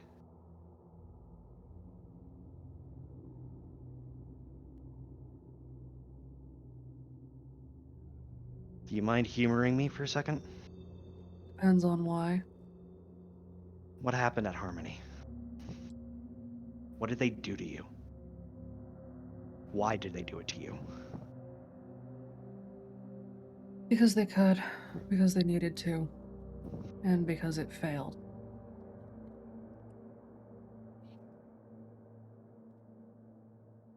What they did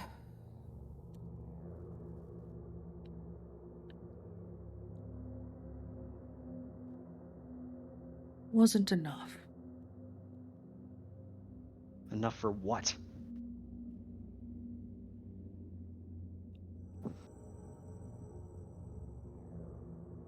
You've figured it out, haven't you? The Reach.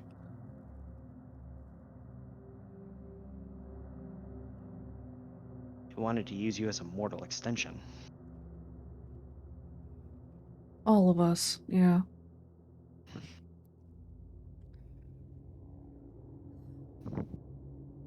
But not for them.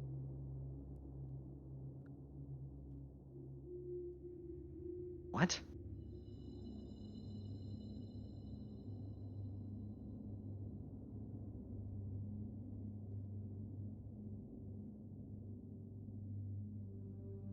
They needed more. Something I don't have. Something Nicole doesn't have. Something Jace doesn't have. It can be Added to learned, collection. but they wanted something innate.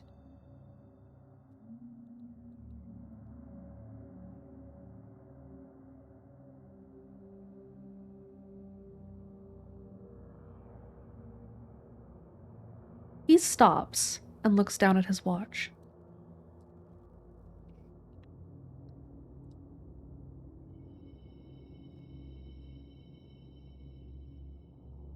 Did you have time to say goodbye to your friends on the inside?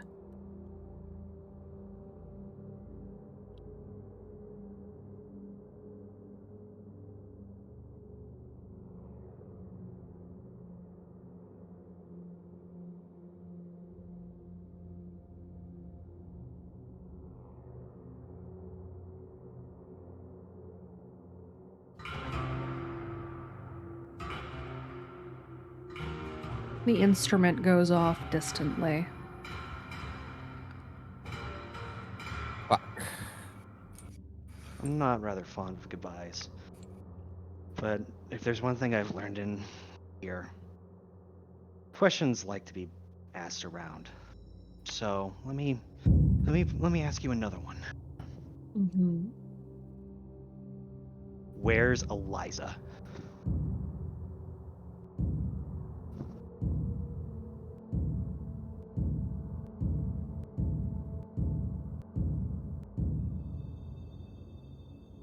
That's starting to hurt, by the way. Doesn't feel good. Hmm.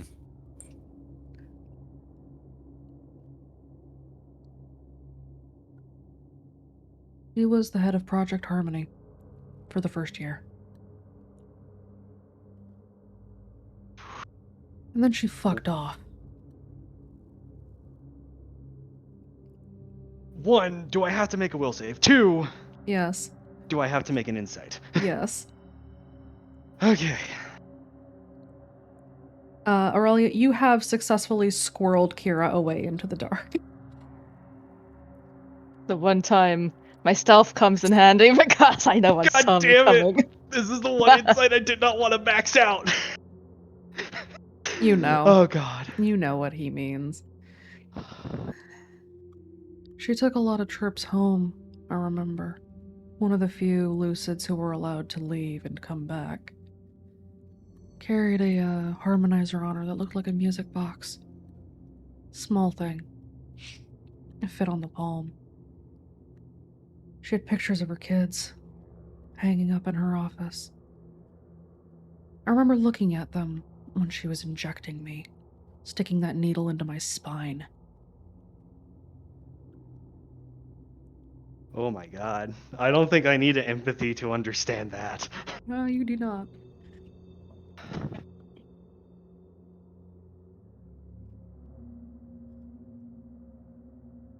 I don't know if she got cold feet or a better offer. One way or the other, she took off. It's funny meeting her again, you know?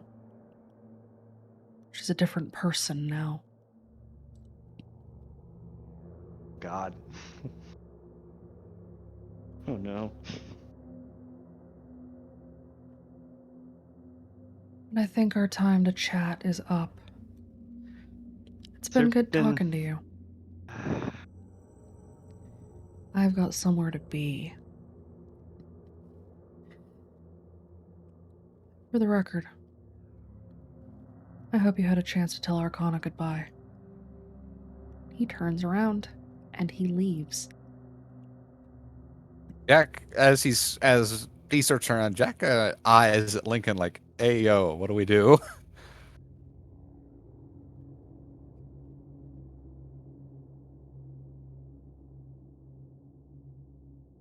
I'd like to apply danger sense to this situation. Okay. You have What's- an insight of 7. Yeah. He's leaving. He has been called elsewhere. And with your 7 insight, you know that sudden alert of the strings came on a relay from inside of Redacre.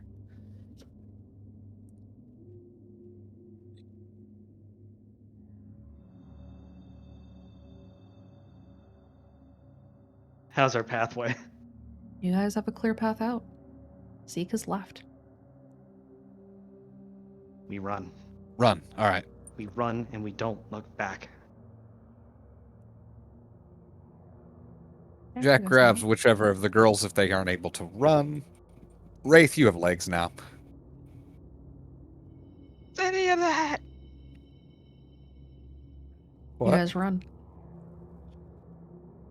As you head for the exit, you head down another side passage into the access tunnel that you had first come in through and out. And as you step out, Sparrow is there with several adults.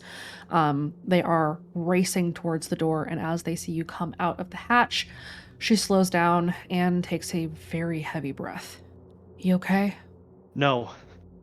I need to talk to Dead Skeptic. The big boss. This is not just here.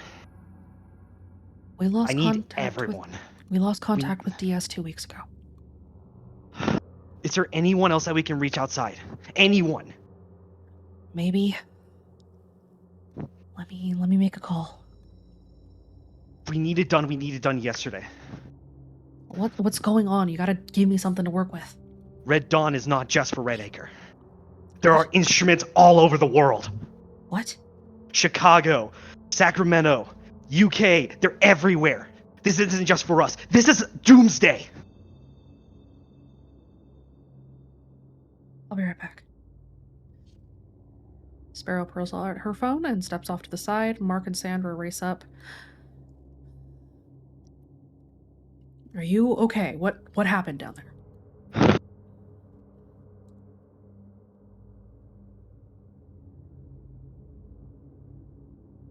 They're not just expanding the maze itself, they're powering the base of the song.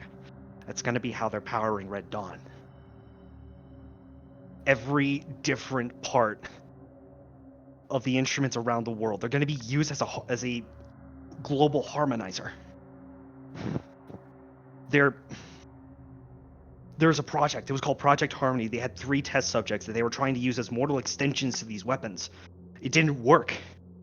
And now they're using the kids of Redacre to help amplify this one with chemical suppression. Mark and Sandra exchange glances. I need to reach Camden. I need to reach Gwen. I need to reach anyone with Ambria. This is serious. Hey, okay. Well, let's get back to camp and we can start reaching out.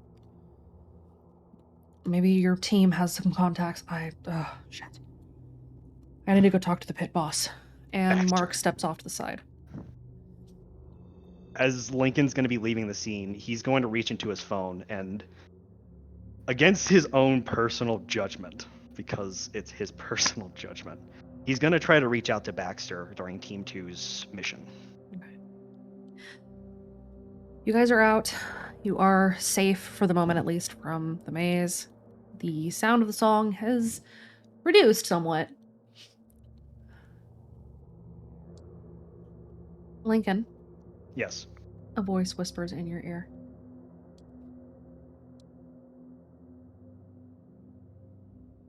Hey, kid. You got a sec? That was really... It's a good time and it's a bad time. Okay. Yeah. Let's yeah. make it quick. Go.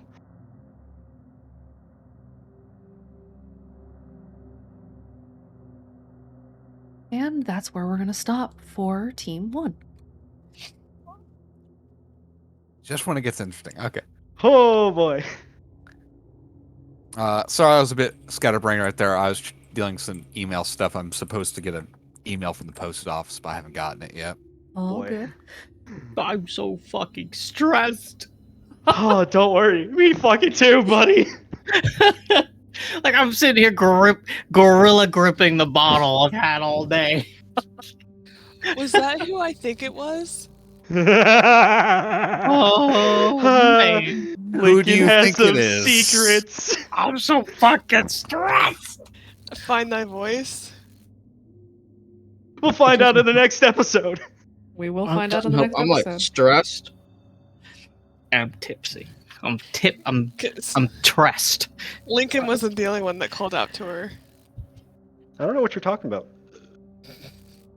I don't know what you're talking about either. I don't know what you're talking about. I don't know what you're talking about. I don't know what's going on. Wraith has no idea what anyone's doing.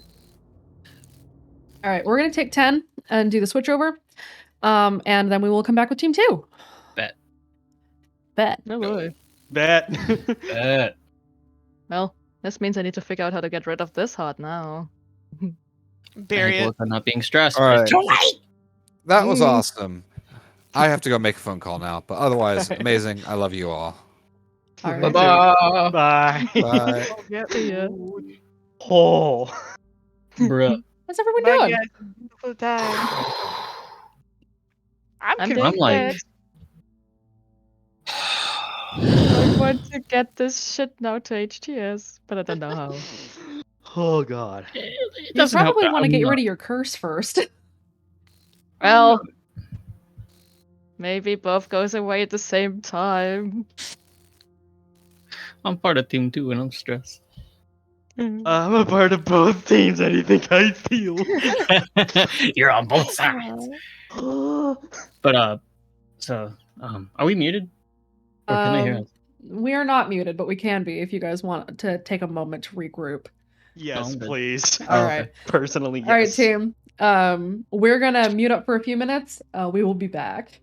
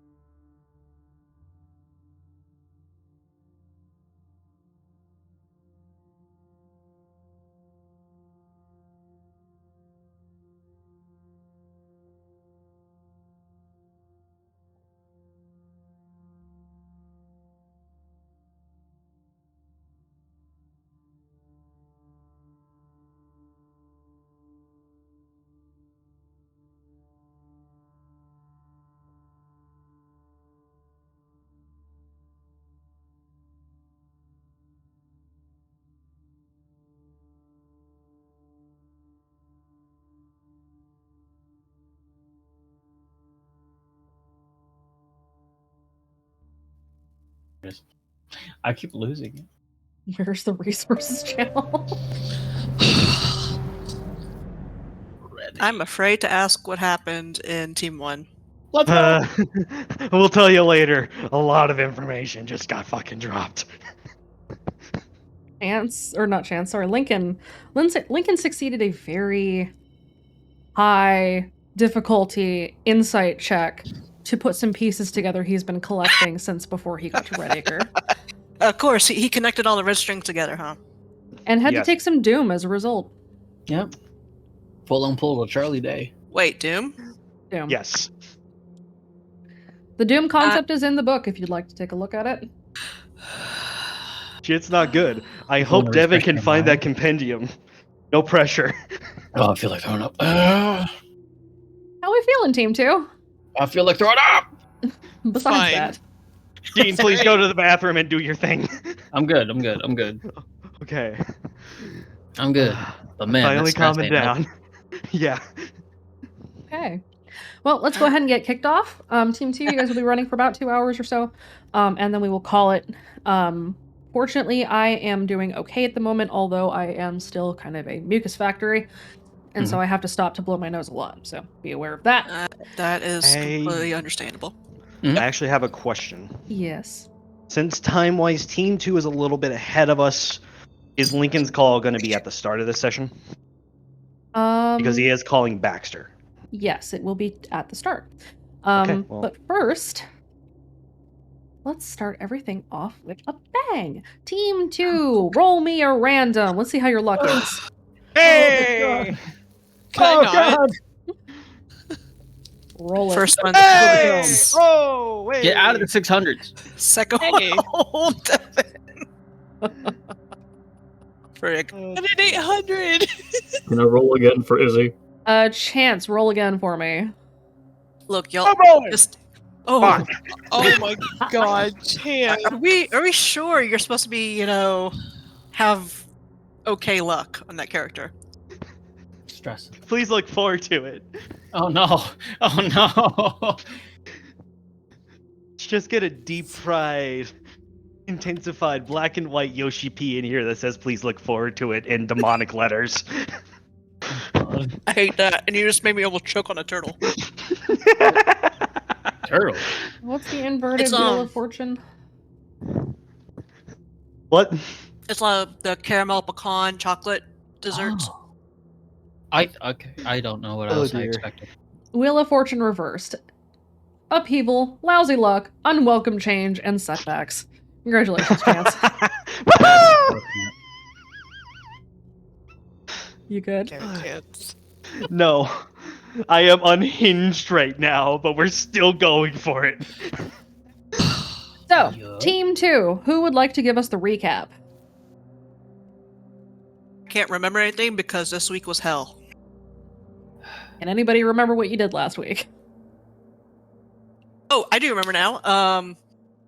So we went to that. We were at the gas station. We had all woken up, and we were attempting to get our people who were stuck inside the gas station out of the gas station because when we were all gassed, Devin, whatever the other kid's name with the D is, Dustin? holy Dustin. crud! Dustin. Martha, Chance, yeah, Yes. Chance, because Chance got kissed and threw up.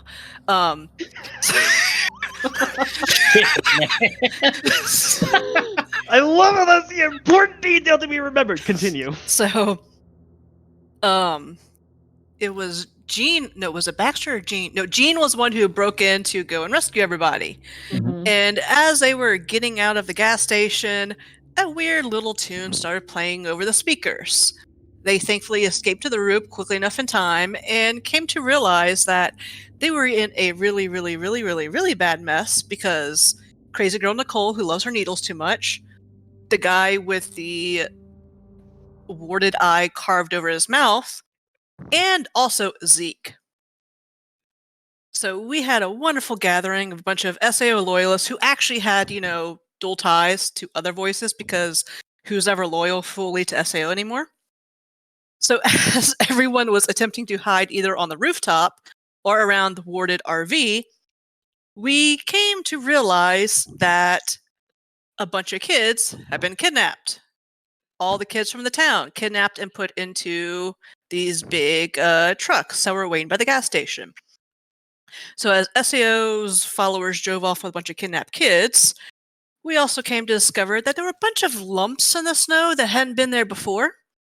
And so it turns out that, oh, hey, there were a bunch of followers of Circle the Dead buried under the snow like very deadly daisies. That's so weird. Look, I'm picturing the scene from Mulan where they all just pop out the snow. That's what happened That's whenever basically it. Kaede, in either brilliance, foolishness, or stupidity, went and threw a snowball at one and landed a perfect headshot.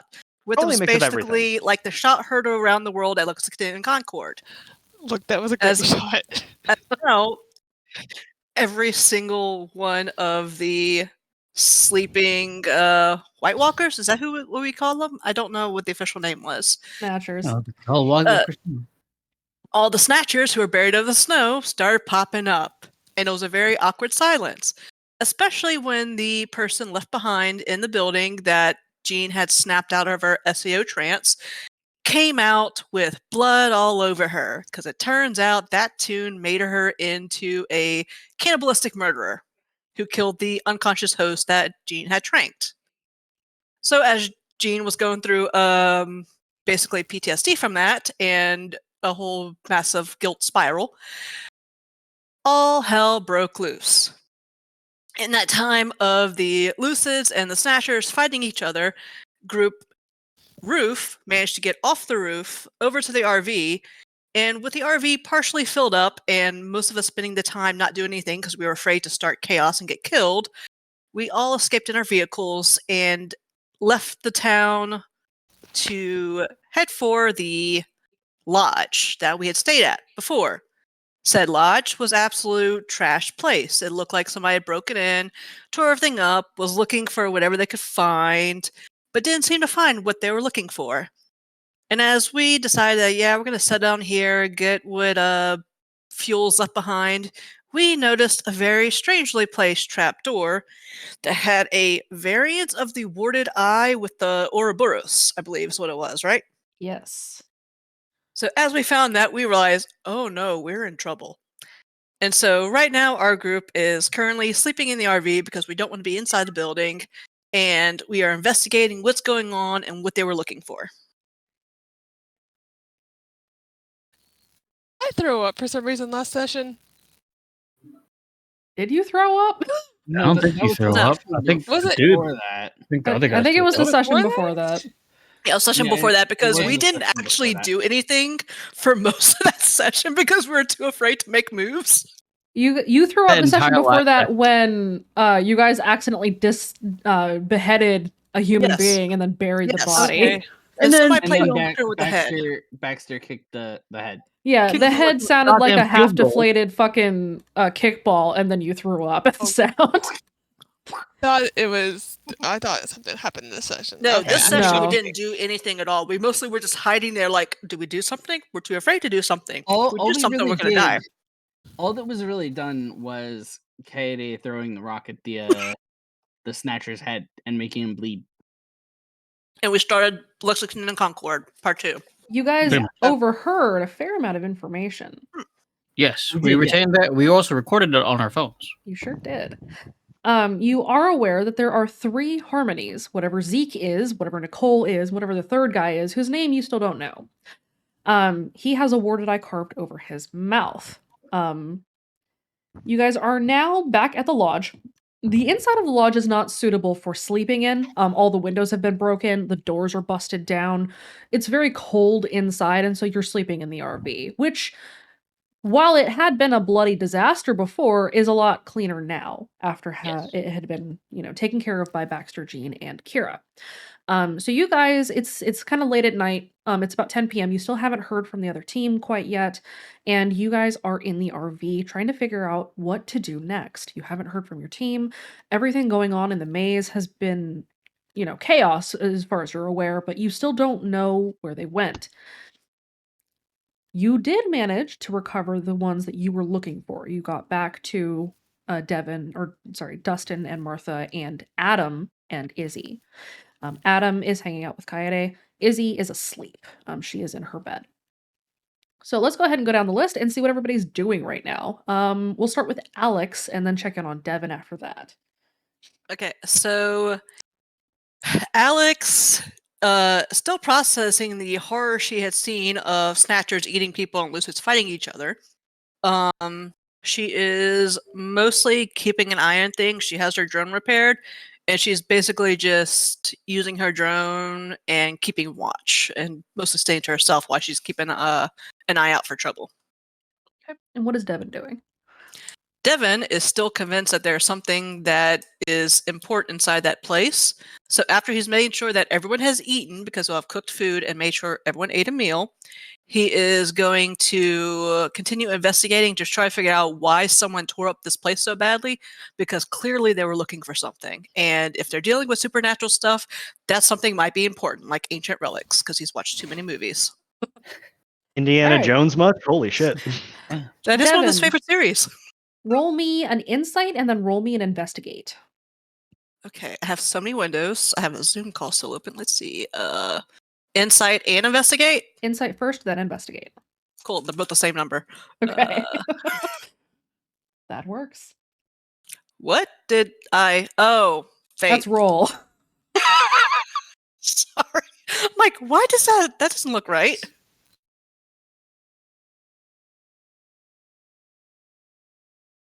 And if I can spend anything on it to increase it, I shall. You don't need to in this case. Okay, As you're cool. moving around, Lincoln, where did you hide the notebook, the compendium? Okay, so the classic thing for people to do when they're trying to hide something extremely important is to hide it under the floorboards. He was... But Lincoln did not do that. Lincoln is a very strained mind that knows the inner machinations of movies, detectives. So he did one better. There is a pathway specifically that he has chosen to map by a floorboard that is able to be popped open, but it's inside the wall. You have to reach down and under and pull on a string to yank it down. My And it's God. very hard to find. But you managed to find it. You locate a book hidden apparently well enough to avoid being caught or found by whoever it is that ransacked this place. But this looks like it's not so much a relic of untold power as much as something that is probably best kept out of the hands of those who are looking for it. This is the power of information. So when as he's flipping through the book, can he get an inkling of what it is? Yes. Pretty Because easily.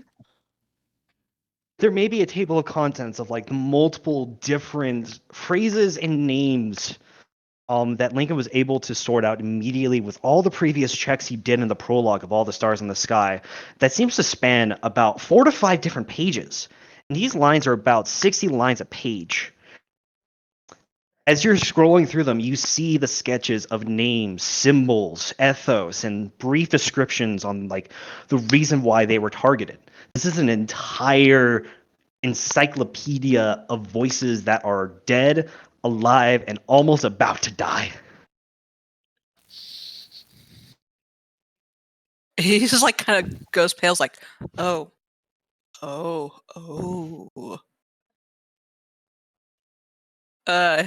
Is there anyone who would have been looking around for what was they were after with them? One more time?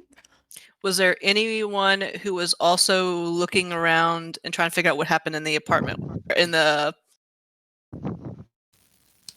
place Cabin? with them? Yeah. Sorry, my brain's been rough lately.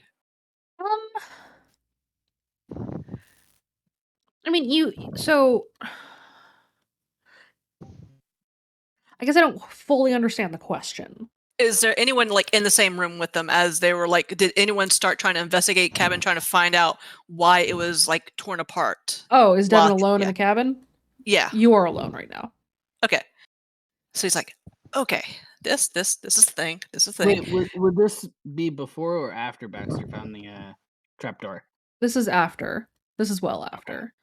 All the kids are currently in the RV. Devin is exploring, or I guess ransacking through this place alone at this time.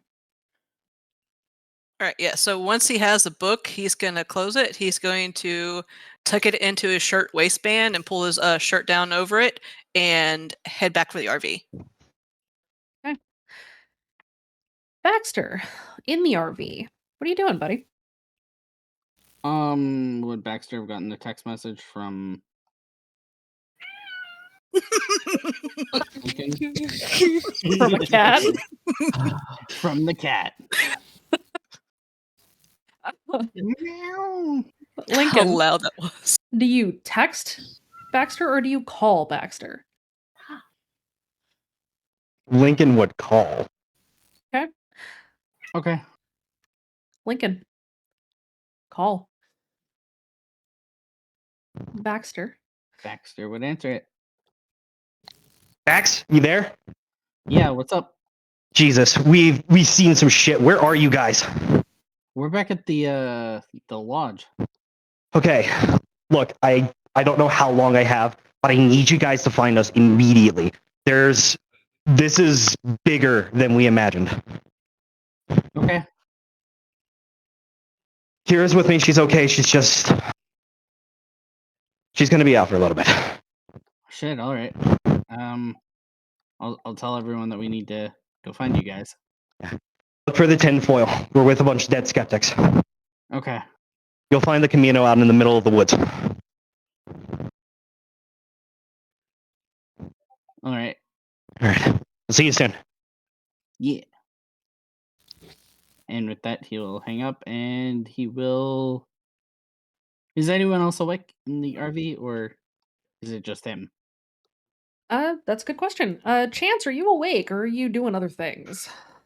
Chance was with Charlie's over at his grave for a little bit before he had to go eat. Okay. But I think there'd be some newfound determination in him, and he would be in the RV, but he would be in the bathroom. Okay. What you doing in the bathroom? He's trying to finish up. He's trying to finish up the saboteur deck. Okay. So you're in the bathroom working on the deck. Gene, what are you doing? Gene is awake. He's sitting on the edge of Izzy's bed holding a lighter. Kind of just thinking after what happened earlier. He still feels a lot of.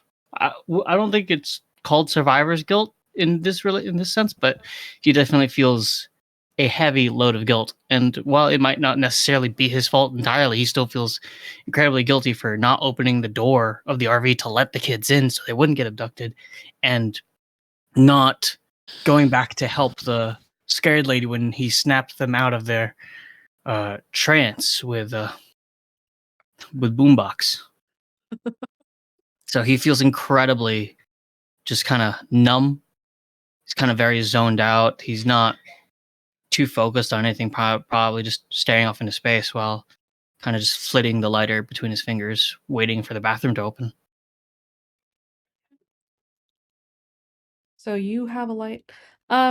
Chance, you are able to pretty easily finish the saboteur deck, but it's going to take some time for the cards to be dry from all the ink that was required.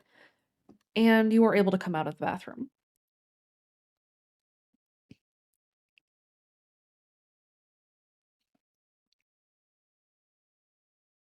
Do you come out of the bathroom? He's dead, boys. He's can't believe right he's on the dead. toilet like Elvis. Sorry, my mama was calling me, and you don't ignore a call from mama. What's up? You have completed the saboteur deck, but the cards are going to take some time to dry from all the ink. Okay. You are able to emerge from the bathroom. Woo! Okay. What's up? Gene. Gene just kind of just watches him exit the bathroom. Kind of just his eyes kind of just stare right through him and just looks at the door opening and just waits for him to leave the area before he just gets up out of the bed, looks to Izzy, and then walks into the bathroom, locking it behind him. What do you do? Jean goes to the mirror and picks up the lighter, and just lights it, and says a prayer to face the fray. What do you say? Face the fray. I don't know if you're there or if you're watching or around currently, but the judge is not here anymore. The general's not here anymore. I don't know what I can do anymore.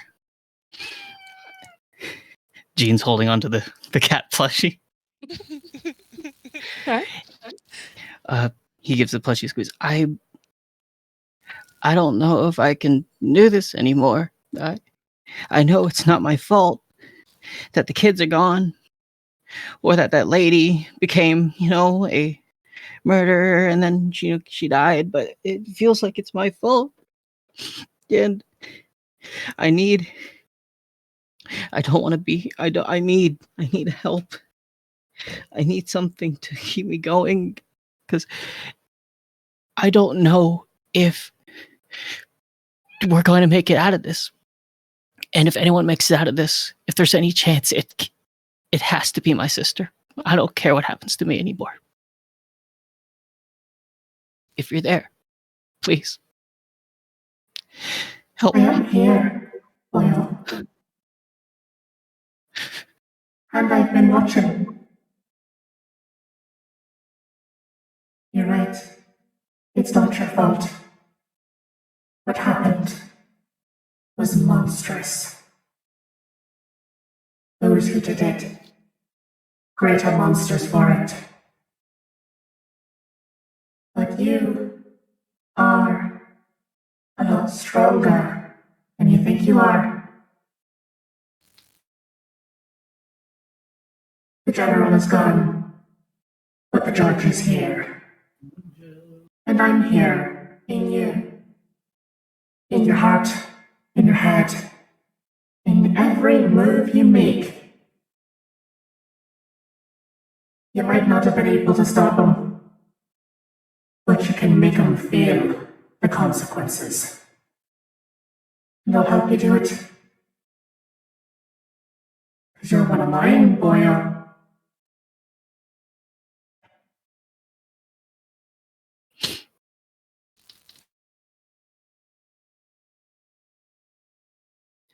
Jean kind of just swallows that information and gives a nod.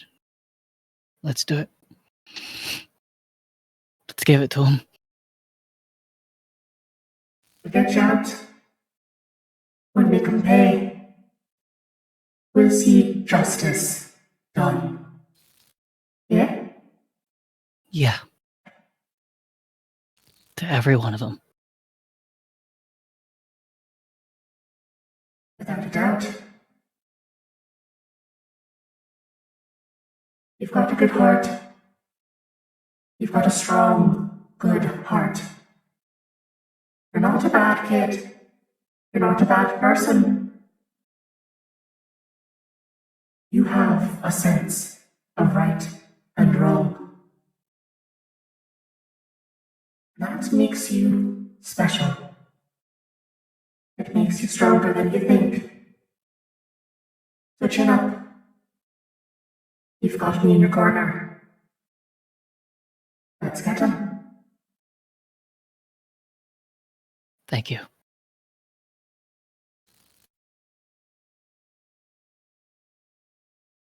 And Jean, a sense of warmth sort of spreads into your chest. It's comforting. It's the closest thing you could think that a hug can come from a voice. Like a hand on your shoulder. Jean just kind of closes his hands grips the cat plushie a little tighter and quietly moves his sleeve to rub the bottom of his nose because he's tearing up. He's tearing up. Like he's been the entire time he's been silently crying.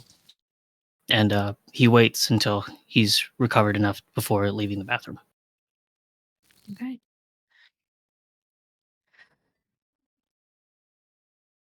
Heidi, what are you doing? Has she heard anything else from her mom? Not since the text message, but it has only been a couple of hours since you got that text. Adam made sure that you ate something because you seemed a little out of it. And she is sitting beside you as you guys are sitting in the RV.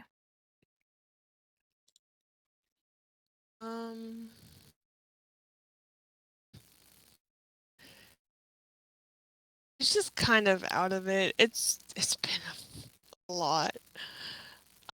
She's writing in her journal, like, hasn't done it in a really long time. Usually she would back in Red Acre, she'd journal most of every day with like everything that was going on with her and the Adair, and then after he died, she just kind of stopped, but now she's writing again. And she kind of looks over at Adam. Do you think people can change? I think if they want to change, yeah. What do you mean? Nothing. Something No. that's been bothering me. Well, obviously not nothing. What is it? I don't really want to say it here because I don't want people to overhear, because I don't know if I'm being stupid or if it's just, I don't know.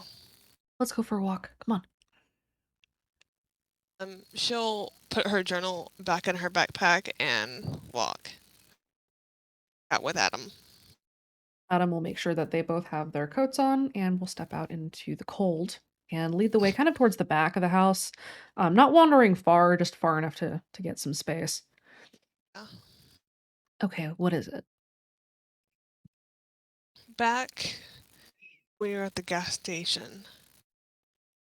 I don't know why it's bugging me so much. I don't even know why I care. But it was just, it was something that Nicole said. The crazy girl with the blonde hair? Well, what was it? Just thought I saw maybe this just tiny glimmer of something that maybe could be saved. Stupid, right? Like, why do I care?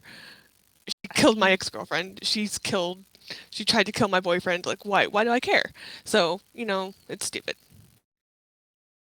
Because it's not always black and white? I don't know. She might be crazy, but maybe she's that way because she was made that way, you know? That's what I was thinking. And I was thinking, none of us kids ever really gotten a hand. Like, no one's really ever, asked to help us. I mean, the voices have, but not other people. What if nobody's ever asked her for help? What if she just wants somebody to ask her for help? Ask if she needs help.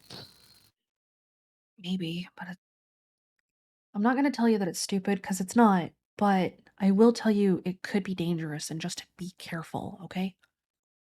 I know. I don't even know if I'm going to do anything about it. It's just been bugging me. Well, then maybe we can save people. And that's maybe she kind of gestures vaguely at the sky, just want us to think that we can't help anybody, that we're helpless. And maybe this could prove them wrong, right? Could be the first step to just unraveling things by taking what they try to make us believe and throwing it in their face, right? Yeah. Because she's one of the Harmony. What if we get one of the Harmony and then turn it against them? What? There's nothing wrong with having some faith.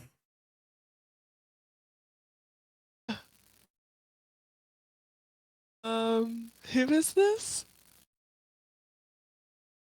We talked once, real briefly.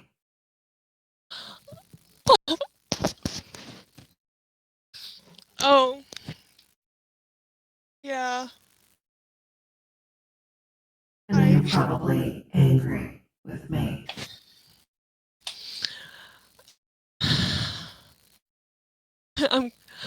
Oh. I understand why you did what you did. I'm not angry with you. I don't even know what I am, honestly. That's fair. Thank you for coming. We need help. I know. Me being here, it's not easy. It's real dangerous. And it needs to stay a secret for now. Okay. I won't say anything. Does the other voices know that you're here? Not yet. You want them to know? Not yet. Okay. Once they do, that's when war started.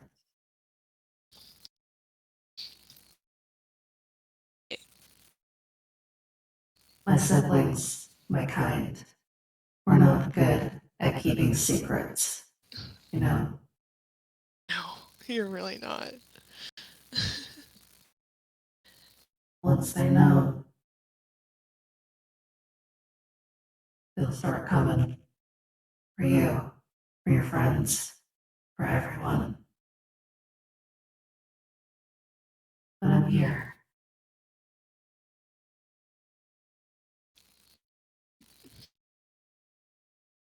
I'm sorry for what happened back in Red Acre. It was just I've lost one voice, and then with Mom, then I get it. everything happened with the Adair, and oh fuck, I didn't know. I did not name drop him.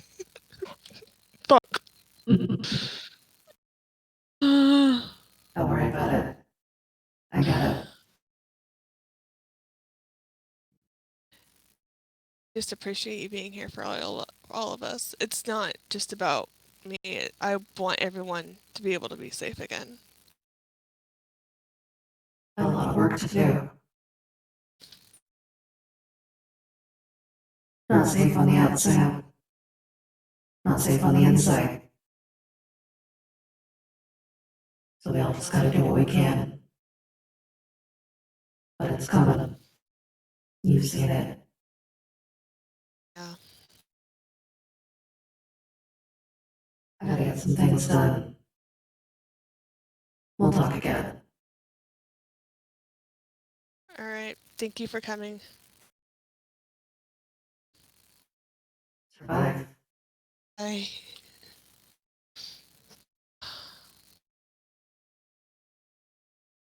Does Adam know what just happened? Adam is looking at you like you are talking to yourself. What? Nothing. Yeah, bullshit. Was just roll the dice. I was talking to him. Bruh. She's Wait, lying. Called out. His face. Nothing. I'm gonna go. Uh-huh.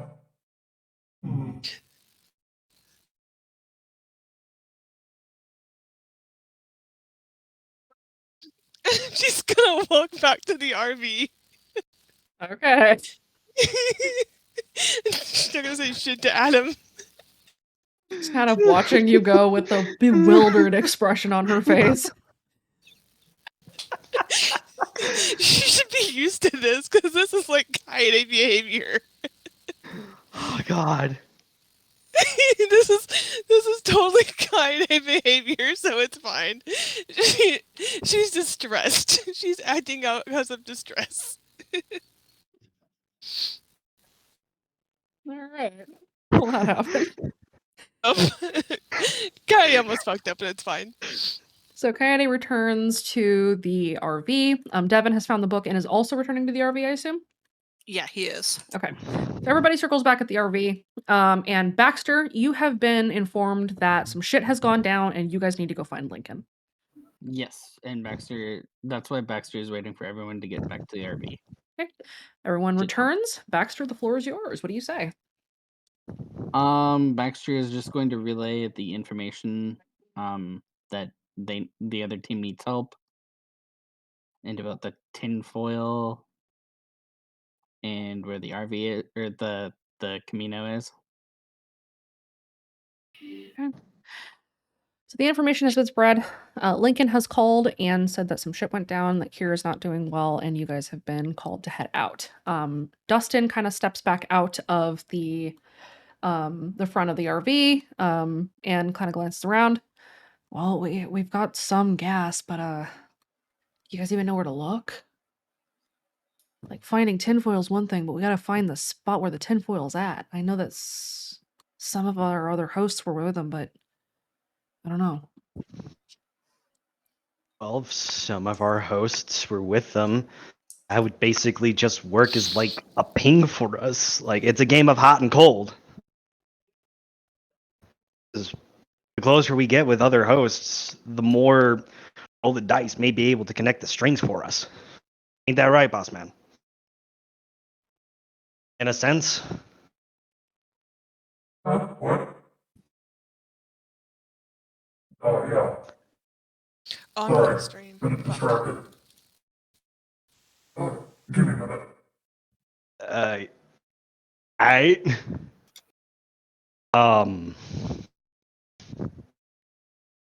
He's just gonna look around like that's weird. What happened? I wasn't in the stream. Roll the dice was distracted by something and wasn't really paying attention to the situation. Oh. But What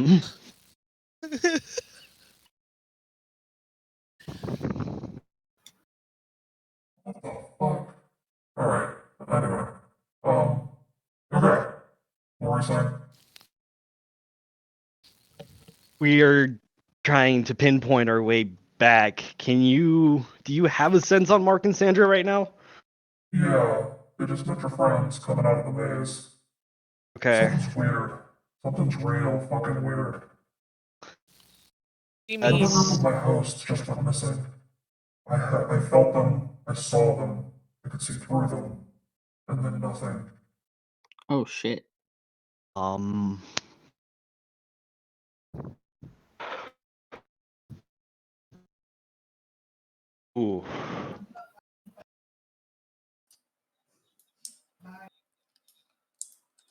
Are you able to guide us to where we need to go?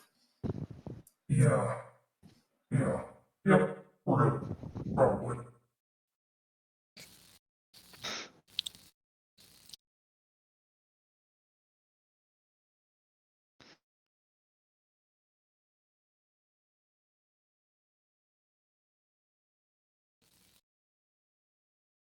You sure?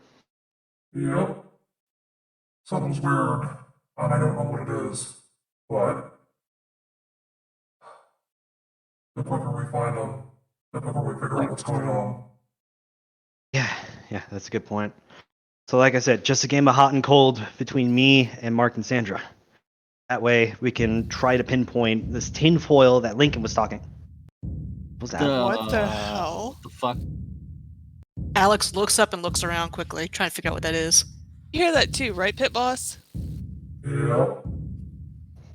Baxter's gonna look outside. The fuck is that? Should we be able to hear that? It's very distant, as if it's coming from under the ground. And it just sounds like it's sort of emanating up from the ground below the RV. But there's nothing happening around you. There's no one moving. It's just snowing and quiet. I don't like that. Could I that don't be, like that either. the maze? If it's coming from underground, probably. And anytime there's drums, a voice has gotten eaten. Well, I mean, do we have everyone here? I don't think that's the case this time. I would Everyone's hope not. responded. So, we need gas still? Or How we much? good? How much were we able to scrounge out from around the cabin? You guys were able to find another full canister of gas, so there's enough gas to get the RV to the next place you need to go. You know that you're going to need to get gas again, probably fairly soon, but you can probably wait. Well, we got enough to get us where we're going, but we're not going to be getting very far with it. Well, if where we're going is to the others, we'll have a full house with the RV when we get there. So that's more hands to, get gas. So, I guess pile in if we have everything. If there's anything else that we need to get. Is there anything else that we found around? Chance it's just looking around at everyone. Yeah, so I think I might find out what the whole cabin got torn up about. And What? Devin's going to pull out the compendium. I don't think that should be in open air. You should take that to You should hide the that. RV. Yes. Ain't that the notebook that Lincoln was writing in? Yep. Yeah, there's a lot of stuff in this. He basically managed to hide it pretty well in there. I don't know. I can figure out a way to hide it pretty well in here, maybe. Well, But also, RV is portable and easily stolen. Well, I don't think hiding it is going to be an issue right now, as we're just going to be driving, and then it will be his problem. yeah. So we'll Maybe take just that. put it in like the cupboard or something for now. Let's go. Yeah.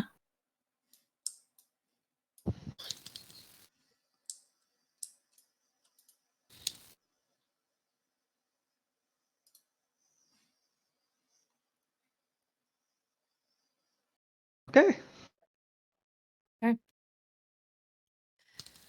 So you got to stash the notebook, and then you guys are going to head out, yes? Sounds about Yeah. right. Mhm. All right.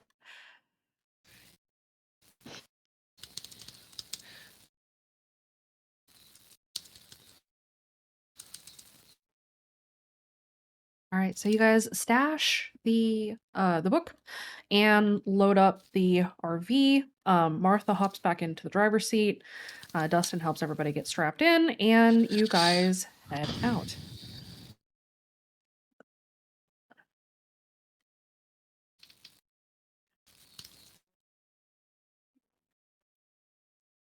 So you guys are gonna go and look for Lincoln & Co. Yes. Yes. Devin, are you leaving your car at the lodge, or are you following the RV? He would follow the RV with it, just in case. Okay. So you guys are caravanning. You head out and away from the lodge and head kind of back in the direction that you had found the RV in the first place. You kind of get the sense, and I'm not going to make you guys roll for this, that if you go back to where you had started, you can find your way to where they had gone. Okay. Jean is having to duck out, and so we will proceed from there. Jean is going to hang out with Izzy. He is still being a little bit down about things that had transpired elsewhere. Okay. So you guys head out. You travel back up the road, kind of maneuvering around Lost Hope. You definitely don't want to go back in there. Anybody who's kind of keeping a lookout or watching out the front or back windows, go ahead and roll me a notice. Who's driving the RV, just out of curiosity? Martha is. Yeah, Martha. Would Devin roll this too, since he's technically driving his own vehicle and on the lookout? Yes. And it's And what again? Unsee with Marco. This is a notice.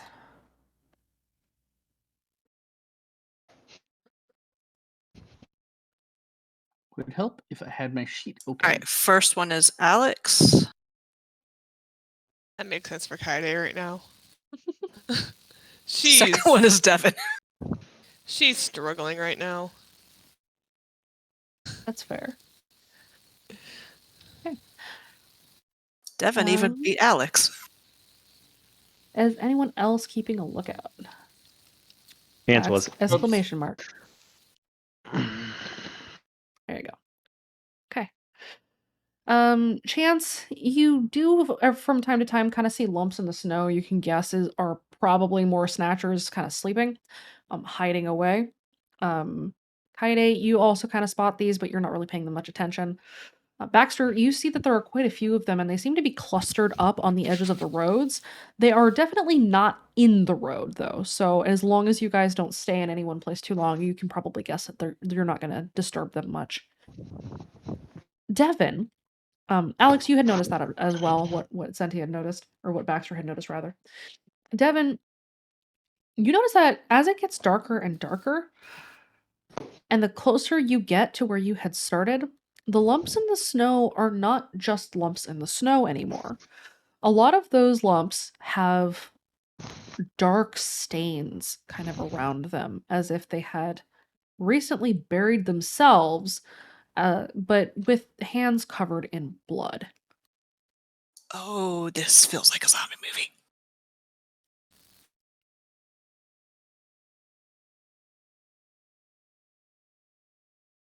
Does his cell phone have reception here? As you guys are heading back in the direction that you had come from, you are heading back into the dead zone. So you have a bar of reception, but it's not going to last long. He'll shoot off a text to one of them, bodies or people in snow.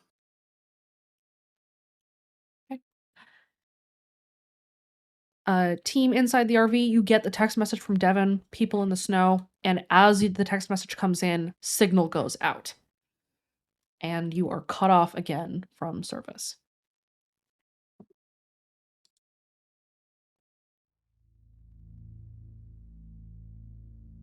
You travel, and it is absolutely pitch black. It had been a clear night for a little while, but the clouds have rolled back in and snow has started to fall again. It has gotten very, very suddenly and kind of inexplicably cold. It is late February at this point, and so it is still winter, but it had started to warm up a little, and this cold front has rolled in out of almost nowhere. Martha looks over her shoulder in the RV and says, "Bundle up, everyone. Seems like it's going to be a rough night."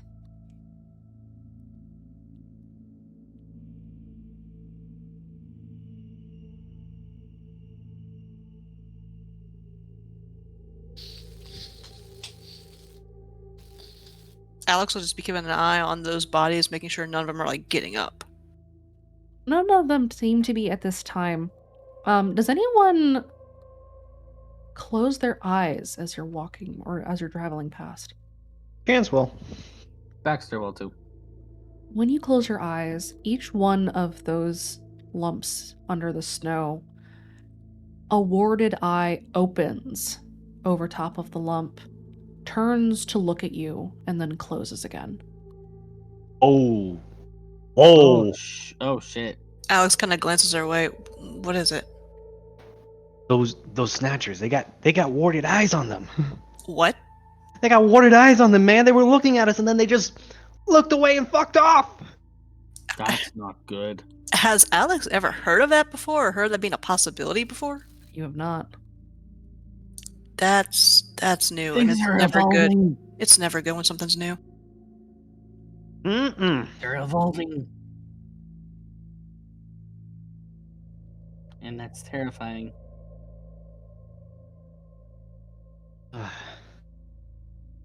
Does that mean we've been noticed? Roll me an insight.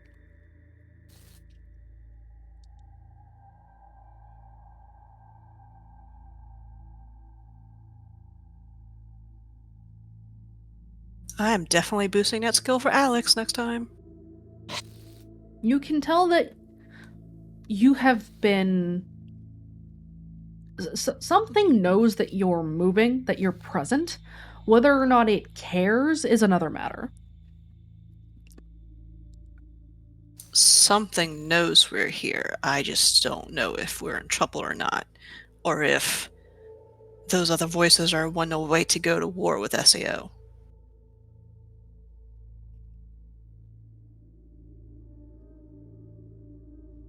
Ooh.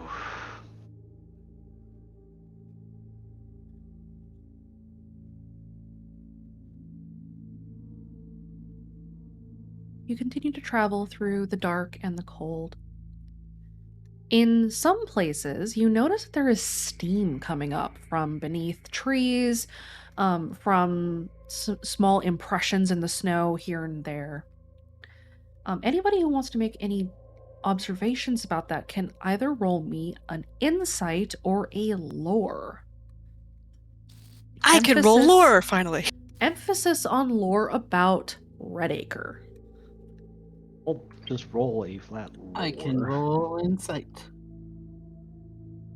Oh my gosh, can I use her Wow. lore keeper, storyteller lore keeper thing as a reroll? You may burn fate to reroll with that, yes. Never mind. I wait. can't Oh. do that.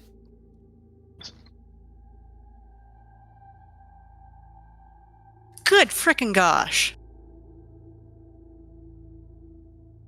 The one skill that she has at...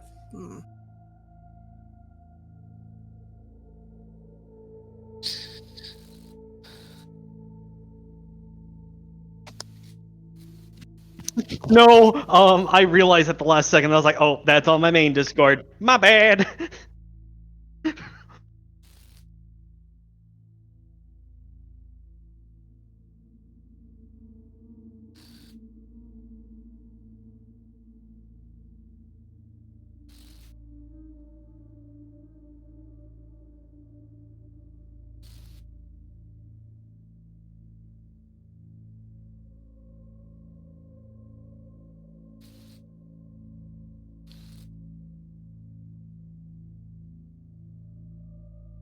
Yes.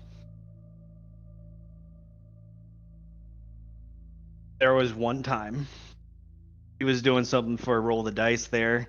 Something about like in the southern area of California. Can't remember fully, but he did something down there. Probably why he's a hippie now. Yep.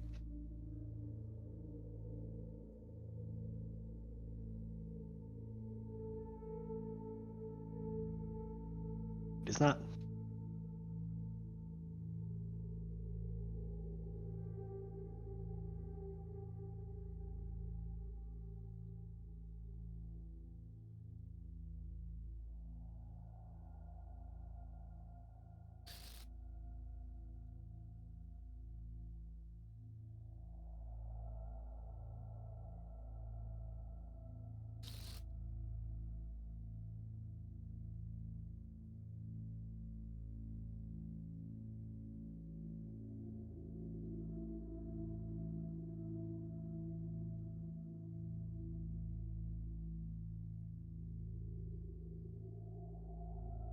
Oh.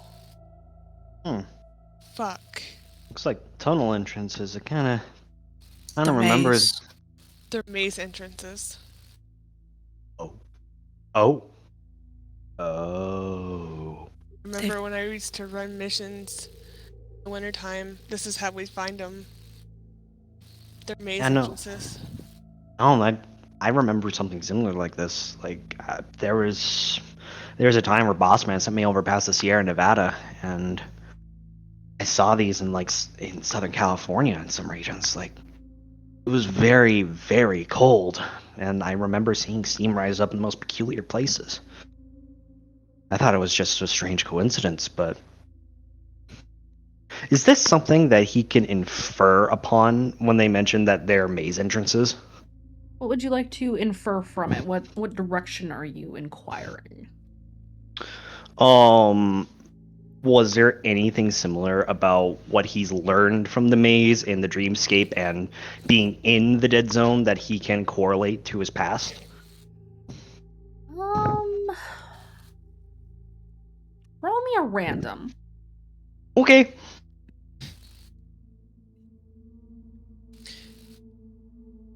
She says they're. Go ahead. Oof. Oof. That's a no. Nothing that you can really put together right this moment. Okay. I don't know. Her voice is kind of dull after she says they're maze entrances and says how she knows, and then she just kind of goes back to writing. She's kind of out of it again.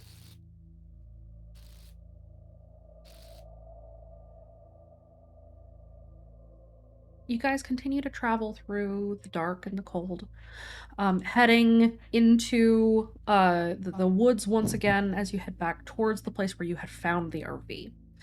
And from there, Martha pulls off and heads down a path that was opposite where you had found them, sort of using the terrain as a guiding star, and heading towards town. Those of you who are from Redacre know that Redacre lay beyond if you were to keep going.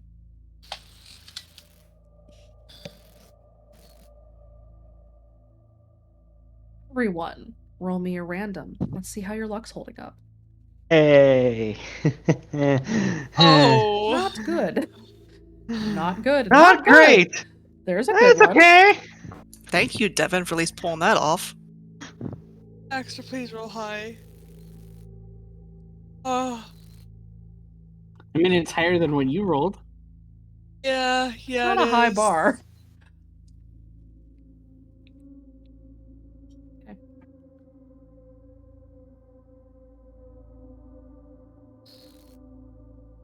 Martha is forced to suddenly slam on the brakes as the headlights of the RV very suddenly illuminate a figure standing in the middle of the road.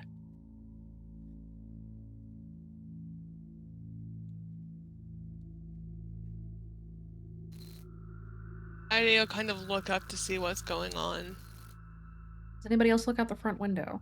Yeah, Alex will. She wants to try to figure out who that person is. Janice probably will because his head probably knocked into it.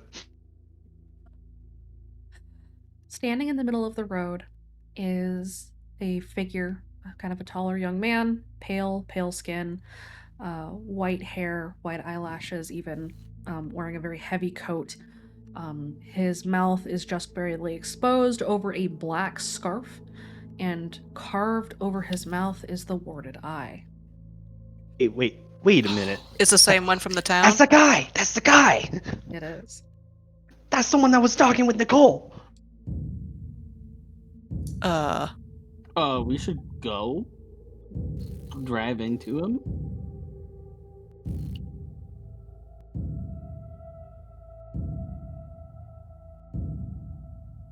Alex looks around while the drums are sounding, try to figure out if something's changing.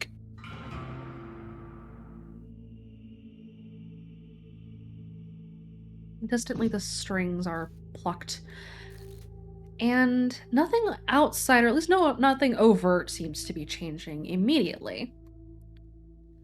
But the figure in the road, he puts his hands in his pockets and starts to stride towards the RV.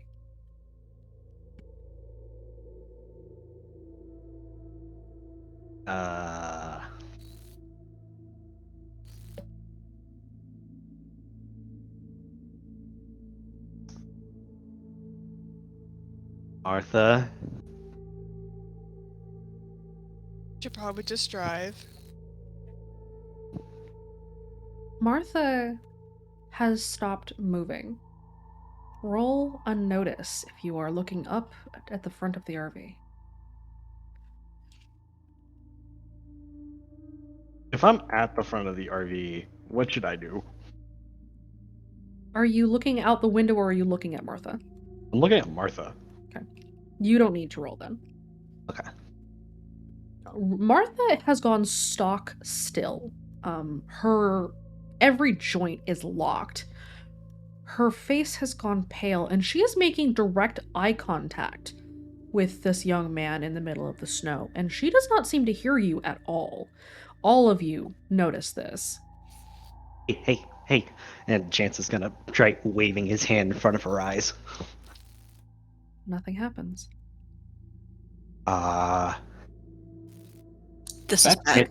Baxter's gonna cover her eyes. Nothing happens. Well, shit.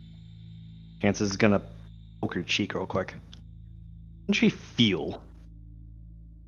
He's very cold suddenly. God.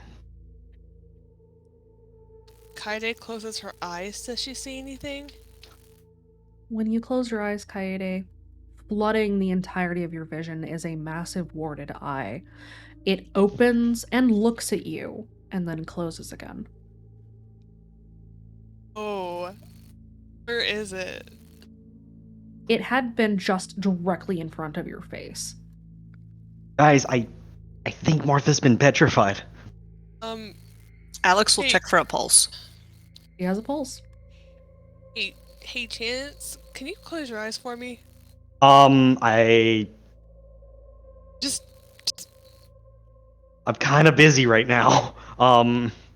Bax, can you help me get her out of the driver's seat and onto the couch? Yep. there's a massive warded eye. Just looked at me. Okay. Chance is gonna unbuckle Martha and gonna move her from the driver's seat if he can, and carry her over to the couch so he can drive instead. Okay. You're able to move her. Her joints are very stiff. It's very difficult to move her, but you were able to do so. Okay. Hey, Izzy, Huh? can you try signaling to Devin in the back window of the RV? We might need his help. Izzy yawns because she was asleep. Yeah, what's going on? Martha's having some problems right now. Okay. And Izzy goes to signal out the back window. To Devin, problem. Chance is gonna buckle himself in and get into the driver's seat. Everybody roll me a notice, Including Devin? including Devin. Ah, First one's Alex. Second one's Devin. Devin, how do you keep doing this? He's an adult. Devin, we will tell you first. Oh, Alex is 6 too, because I actually put 3 instead of 4, so she's got the same as him. Alex, you had seen the young man out front step off to the side and then vanish. Devin, you had seen a figure in front of the RV step to the side of the road and then dissolve into the snow. Oh, now we got freaking Ghost. Devin is not happy. Alex, meanwhile, is trying to find out where this kid went. Ugh, sneezing. Okay, sorry. Give me 1 sec. I need to blow my nose.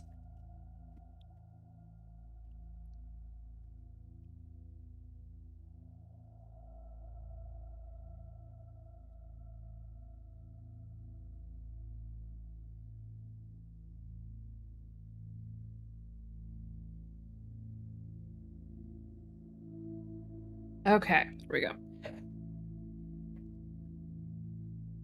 Really hate sinus infections.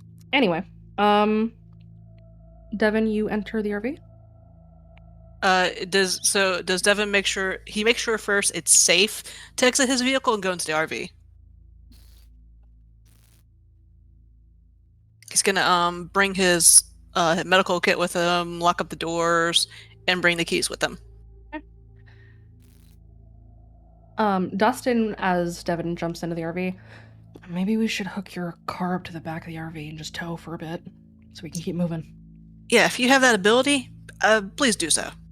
Yeah, give me the keys. And he hands it over. Right. Dustin goes out back and starts to work on putting or hooking the RV up to the SUV in the tow. Someone want to go help him? I'm not good with that stuff. Alex will go and help. Okay.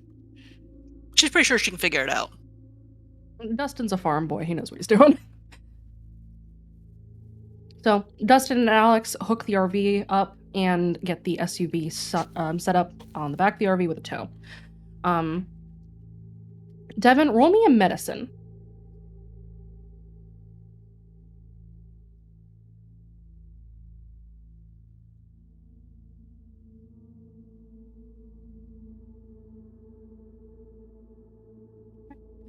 Devin, Martha is suffering from an extreme dose of a paralytic, and as you're doing an examination of her, you find an injection site on her neck.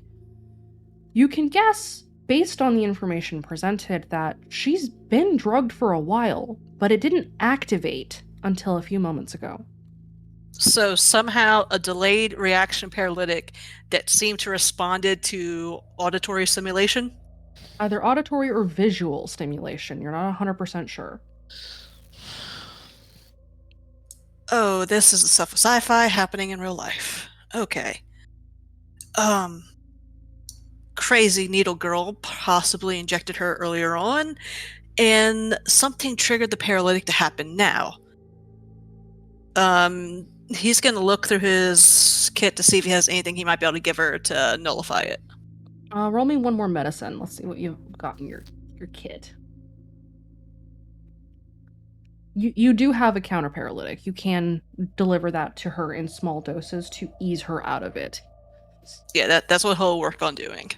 Okay. Is definitely make a mental list of, okay, all the things I need to get extra of because I'm encountering these situations. Devin and Alex wait. come back inside. Chance? What was that? This is to Devin. So she got injected with something when all four of us were there, right? Yeah. Do you see where I'm going with this? Yeah. Let me take a look for injection sites. Roll me another medicine.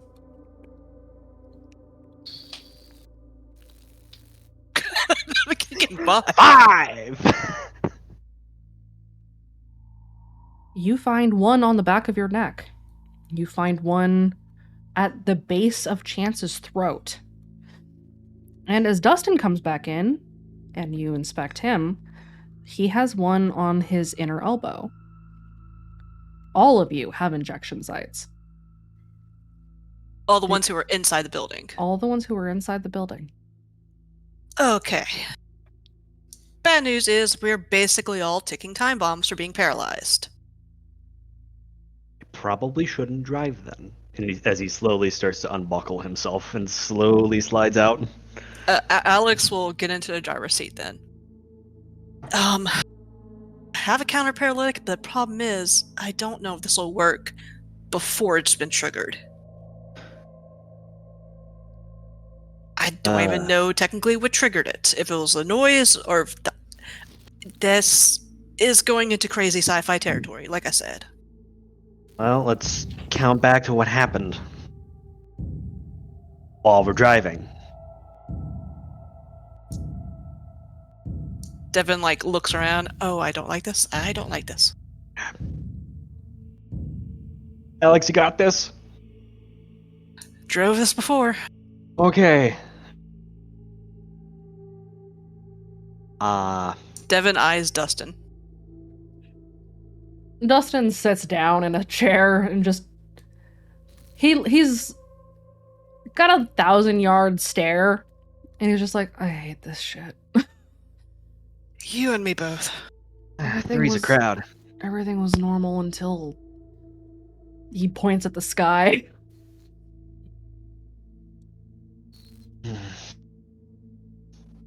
Now they get you. Alex will start driving and continue on to the destination. Okay. With the RV and towing Devin's car, you guys make your way into the woods, starting to head out. You navigate through the dark, sort of meandering through the trees, following a pretty winding road And as you travel, from time to time, you spot a glint of something metallic embedded in the trunks of the trees. Can Alex get an idea of what those might be as they're driving? It appears to be tinfoil. Okay, so we're on the right track. So yeah, she's gonna keep on driving and following the little bit of tinfoil path. As you travel, over time, you break into a clearing. You see tracks in the snow, and ahead you see the El Camino. But there's nobody here. This looks like an abandoned camp.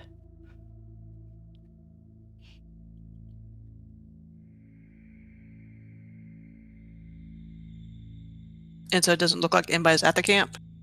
Not at this time, at least. Well, we found the place. I don't see anybody here. Unless they're just hiding, but...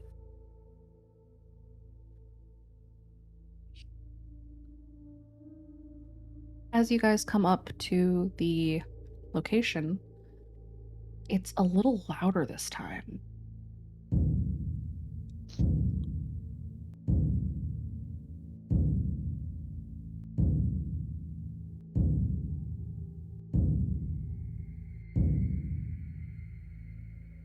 I need everyone to roll me 2 things.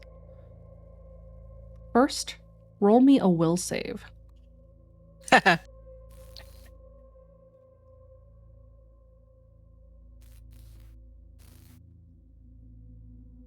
Okay, first we'll save is Alec. Dang, girl. Oh. Second one is Devin.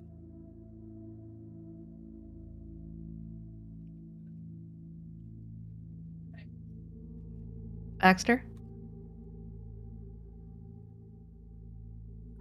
What? Roll a will save. My will is at a 1.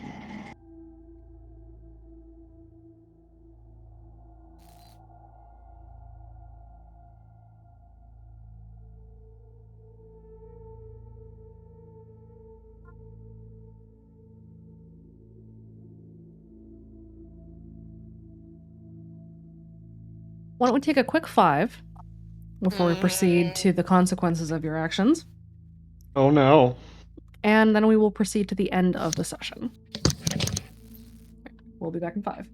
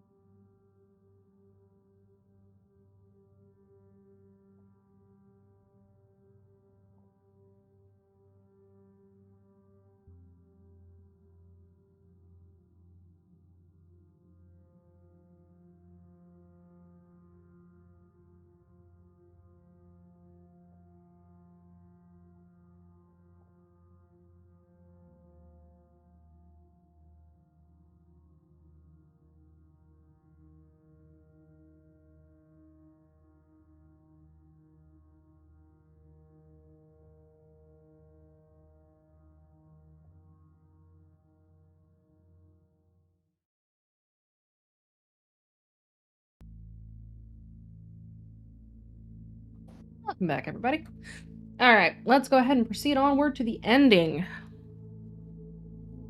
You guys are stopped in the clearing with the Camino and the abandoned camp of skeptics and RTD hosts. Are you guys staying in the RV, or has anybody gotten out of the RV? Alex will have deployed her drone to scout. Okay. As you guys are looking around, let's see. Chance and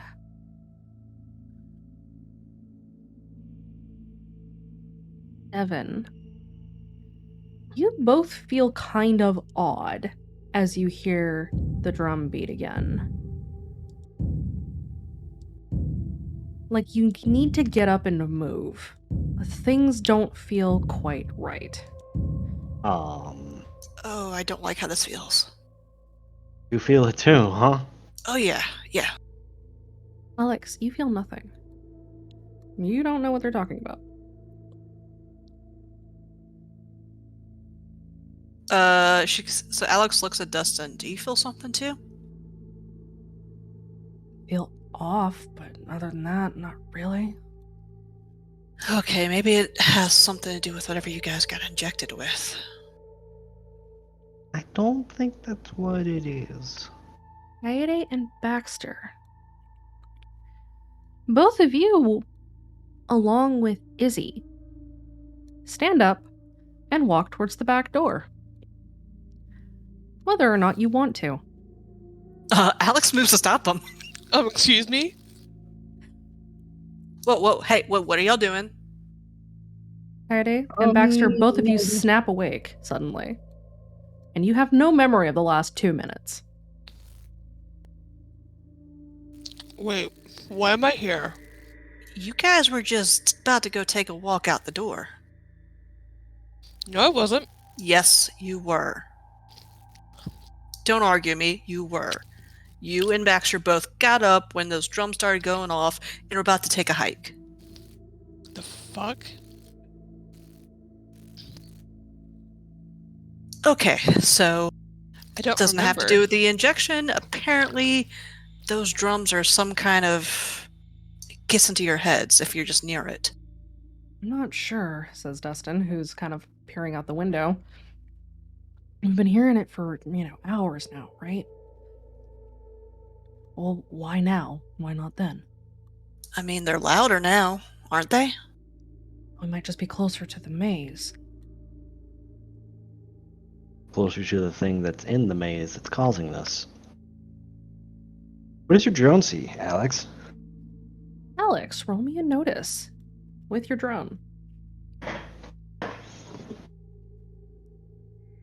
Okay, let's see.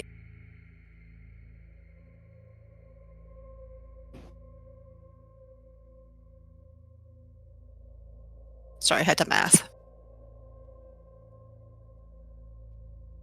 You see the trail that was walked from the camp off into the woods on the other side. And you can see where they had gone into the maze. And you can see where they had come out of the maze, as there's a small group of people kind of milling around one of the vents of steam in the ground. They're a good distance off. They probably can't see you guys from there, or they're not paying you much attention, being that you're trying to lay low as much as possible. But as you guys notice this, small crowd of people, Alex, you also notice that the screen of your drone flickers.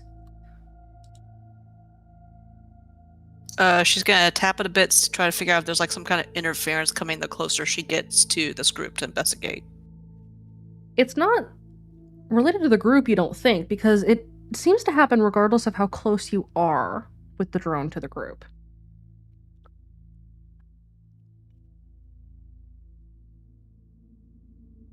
All right. Does the group look like they're any the people we're looking for, basically? Yes, you can see a couple of your friends among the group. They're with a group of adults who are sort of closing it around them, checking on them, making sure they're okay. What is Lincoln doing in this group that Alex could see?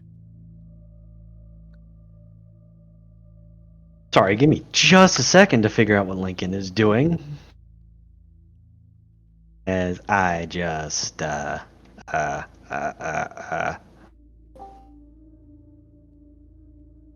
we go. It looks like, is this before or after he got that little ring in his head? This is after. So has he had that conversation? It has not been very long after that, so either he is still having it or it has just concluded. It depends on how long he would want to talk. It looks like he's on his phone, but once the conversation ends, he immediately hangs up and he's running back towards Sparrow to try and get in touch and see like who's here that can be considered in charge and who can he talk with in a small group meeting. Okay. Alex, you're able to see this movement pretty well through your drone. I see them. I see Lincoln in the group. They're over by one of the exits or entrances into the maze. Getting a little bit of interference, but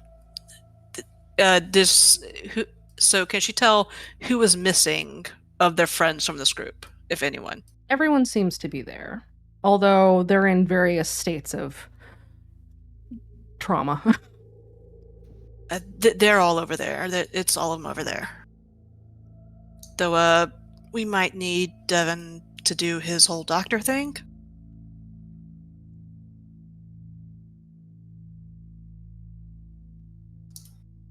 All right. Maybe those of us that are just injected here stay in the RV if the rest of you want to pop over and see what's going on. Or we can just wait here. Thing is, people who just got up and started walking out the door weren't injected. So I think everyone might be vulnerable to this, regardless. People who got injected, you just might take a faceplant into snow at inopportune moments. That's not exactly what I was talking about, but that's a good thing to point out.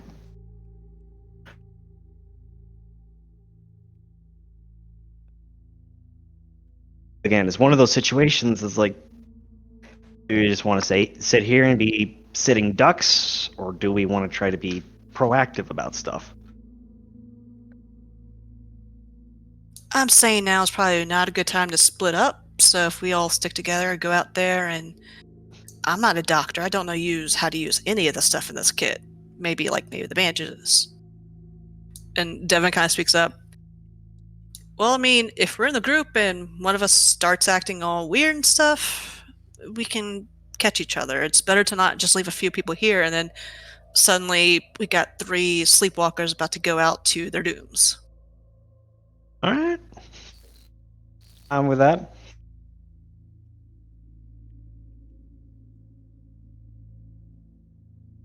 So, Devin will grab his bag. Alex will kind of keep her drone as eye in the sky as they're heading out to check on the others.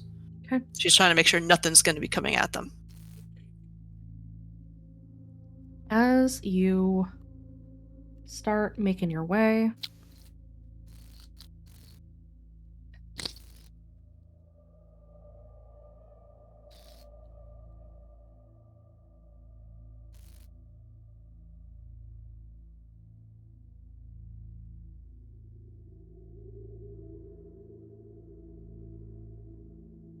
everyone roll a notice. Is Alex's through her drone? Yes. Wait, whoops, that's the wrong person.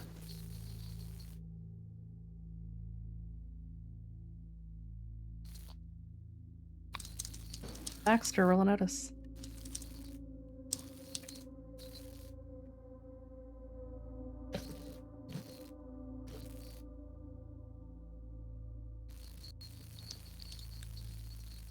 Baxter, Sorry, notice. I had to AFK a sec. Roll me a notice.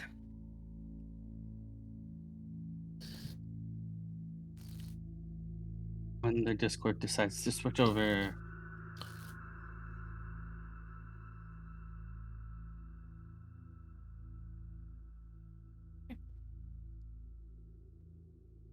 Kaede, Baxter, and Alex. Devin, you don't notice anything. You're kind of walking across and trying to make yourself obvious to the team that you're headed towards, that you're coming.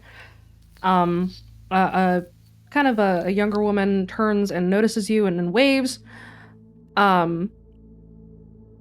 You spot, a number of other hosts with them, and of course the kids. Baxter, Kaede, and Alex.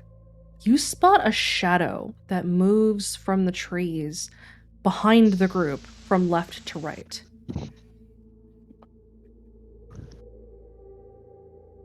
Alex is going to track that shadow with her eyes and her drone. Now, is this a singular shadow or multiple? You can only see a single shadow right now. Okay.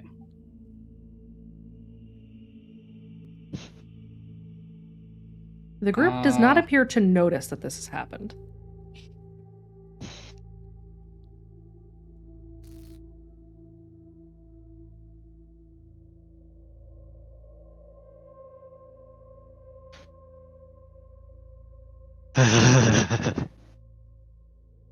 Hate the cold. You and me both.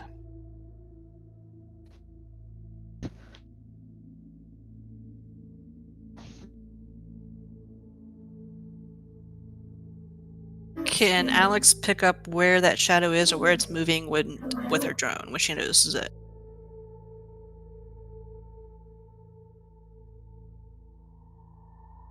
You saw it move into a deeper shadow in the trees and then lost track of it, but you definitely saw it move. It seemed almost human-shaped from what you could tell, but it was very, very difficult to pin down exactly what it was. It moved very quickly.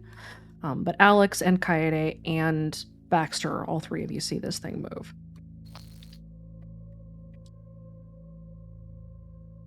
How far away from the other group are we? Probably about 100 feet away.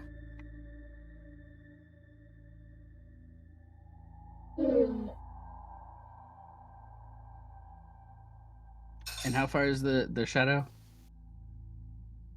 It, from you, would be about 120 feet away. So the shadow seemed to be about 20 feet behind the group, and nobody in the group seemed to notice.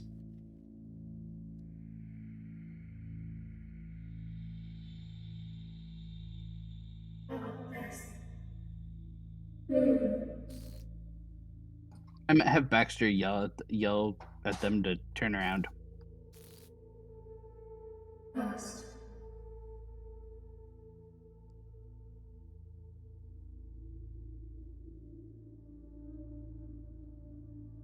From the sounds of it, I'm guessing if he's calling out to where Team 1 is, does Lincoln hear this? Roll me a notice. Application of danger sense? Yes. Okay.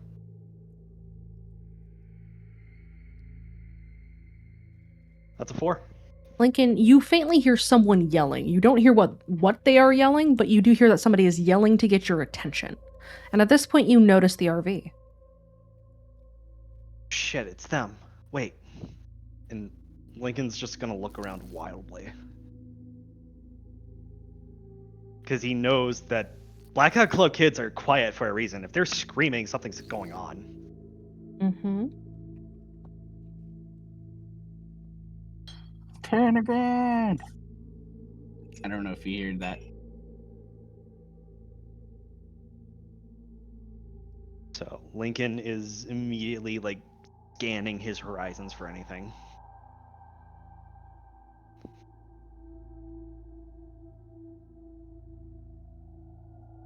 All of you feel the hair stand up on the back of your neck. Does anybody close their eyes? Yes. Well, Alex As- will as well. Lincoln definitely is not. Those of you who close your eyes, there is nothing for a moment. And then, on your periphery, a warded eye splits and opens up. The iris of that eye swivels once inside the socket and then fixes upon you. And then another one opens, and another, until they fill the air around you. Oh, that is new That's and haunted terrifying. shit.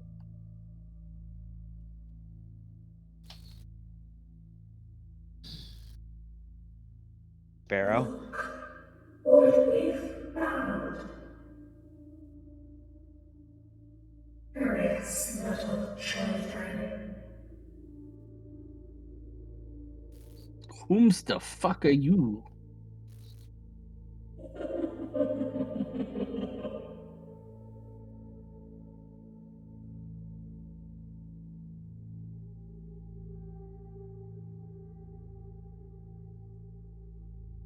Oh, indeed.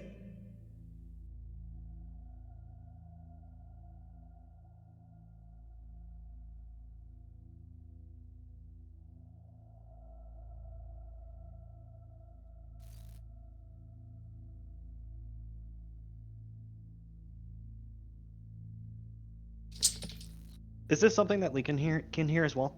Yes, you can. Lincoln has a pretty good guess on who this is, doesn't he? No, actually. No. A new voice? What? Can Alex try to get a sense of what kind of voice this is in its intentions? Roll me an insight. May I attempt to do the same? Yes. Yes, Raven? May I as well? Roll an insight. Can I apply Keeper of the Compendium to this as well? Yes. Okay, so that would be a +2. Ha! What were you saying, Raven? Does Kaede remember anything about, like, rules with making voices name themselves? Or, like, forcing them to name themselves? Is that, like, a thing? No. Okay. You remember that Hunt the Strong made you guess his name. But that's about it.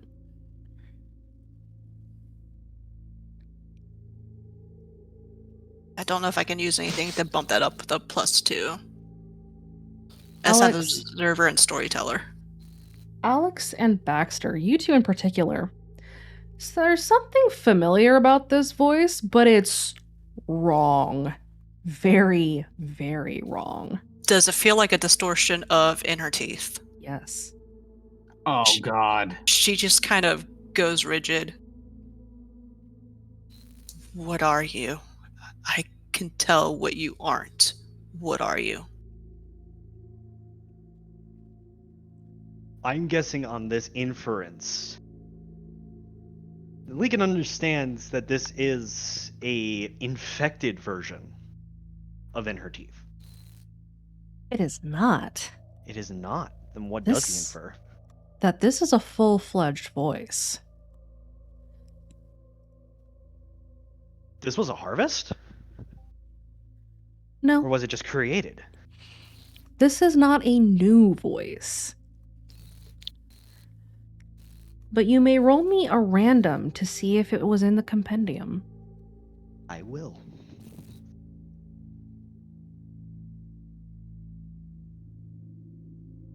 It's a 3, 6, 4.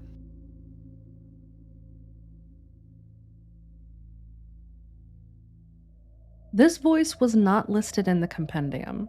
However, under the entry for In Her Teeth, she is a very old voice.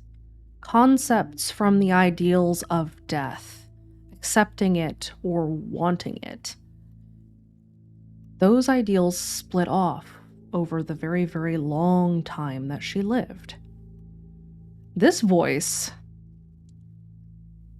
where Mother Death preaches acceptance and understanding and living a full life, this voice feels like an invitation to death.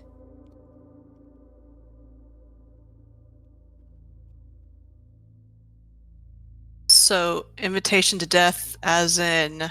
The Reaper.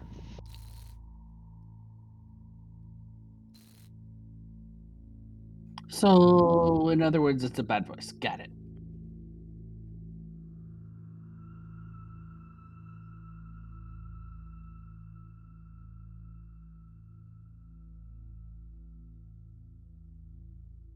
What do you want?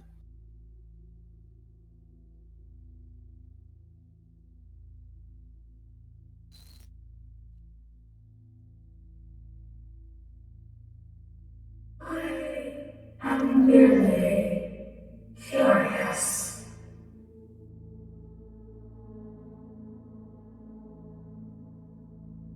About?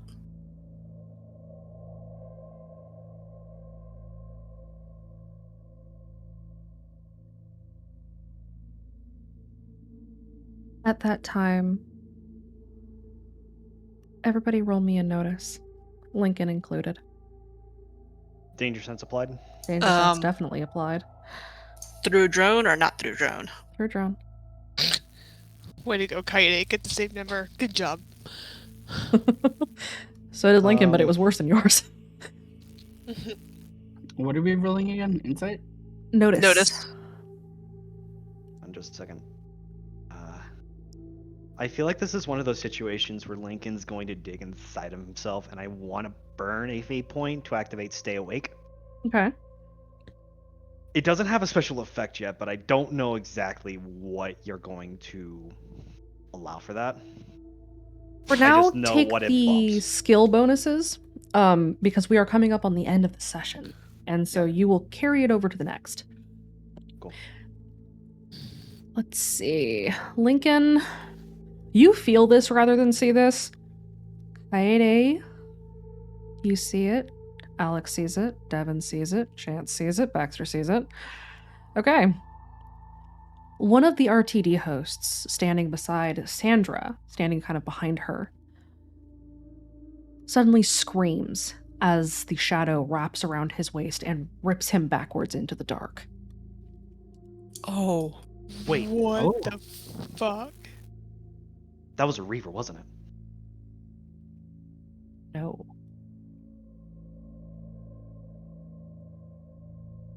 The shadow's not connected to the voice we're hearing? Roll another insight. Can Devin roll insight too since he skimmed through the compendium? Yes. Though this voice is not listed in the compendium, there might be some information that can be gleaned from the entry on In Her Teeth. Okay, that's Alec. I'm going to double down and try to That's Devin. get some more information as well. I also like to say Devin just watches so much stuff that he basically is conspiracy theorist. That shadow is definitely connected to the voice that is speaking to everyone. More to the point, though, is that shadow does also seem a little familiar. Devin, you saw a shadow, a creature covered in ink, recently attack you and then was killed. This shadow seems quite similar. So it seems like the anomaly thing? Seems very much like an anomaly. Oh, okay. So apparently you can control these things that are basically the undead werewolf supernatural things. That's great. You're evil, aren't you? Wait. You control them.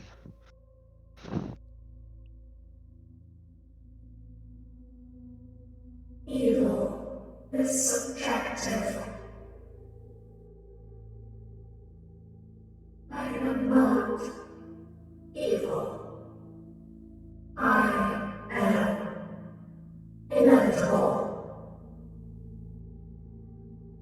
Well, I don't think you're taxes, so I'm gonna guess you think you're death.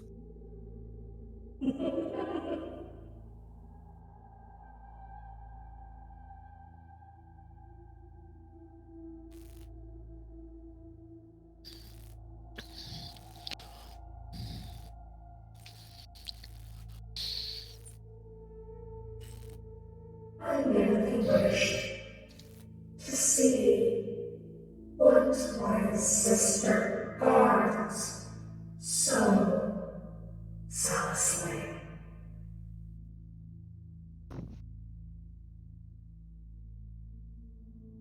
So Alex is like kind of looking up to the sky. What are you talking about? What is she guarding? You. This place.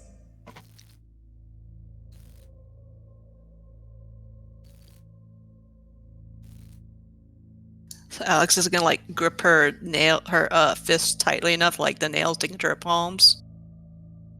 You just want to find out what it is to kill it? Is that what it is? You like to bring death?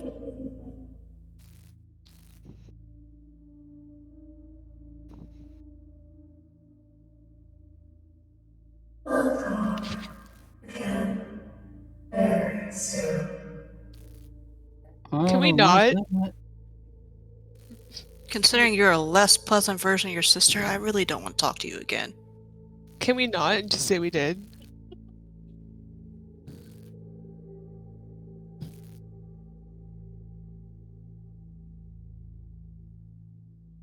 I'm gonna make Lincoln make a will save.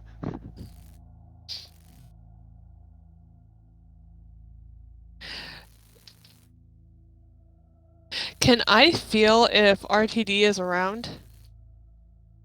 Yes, and he is. He is remaining quiet, probably to try to figure out what the fuck is going on. Is she still there or is she gone? He seems to have left. Okay.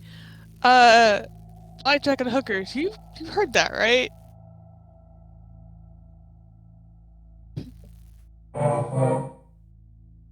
Not a fan, but yeah. The fuck? Alex. I have no idea. Alex looks over at Baxter like, holy crud, this is bad. Baxter is just going to nod. This is really bad.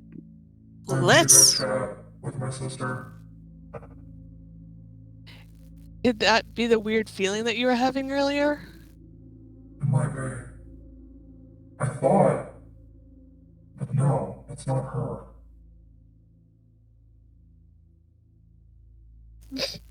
Let's, Baxter, let's make sure she doesn't know about us if she really hates her sister. It wasn't my sister she was talking about. It was hers. Yeah, you might have gleaned who we kind of, I'm not gonna say it out loud just in case she's still spying. Baxter's just gonna pull out the mask and pull it. Devin, is it? Yeah? Call on the Samaritan. I need to talk to her now. Yeah, so he's gonna close his eyes, say, lay on hands, lay on hands, lay on hands. Your brother would like to make a collect call. Lincoln's gonna pat Sparrow and mention to her that he's gonna be right back and he's gonna try to catch up with Team 2. Sparrow will nod and she kind of takes over, keeping an eye on Kira, keeping Aurelia on the baby harness, and so on. That makes sense. What? Lincoln's gonna go ahead and also make the note that we should probably regroup and not stay here. Mm-hmm. Wait, somebody put Aurelia in a baby harness. Not a literal one, but you know what I mean. Things happened. Lincoln's on his way up. You a sight for sore eyes. I suppose I'll accept the charges. What is it? Hey, did Mom have a sister?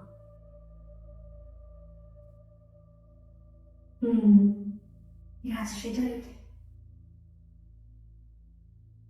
Although, I was under the impression that she was dead. After what happened in Toppenish. Toppenish? Wait, her sister was connected to Toppenish? Well, she ain't dead. Where is Mom?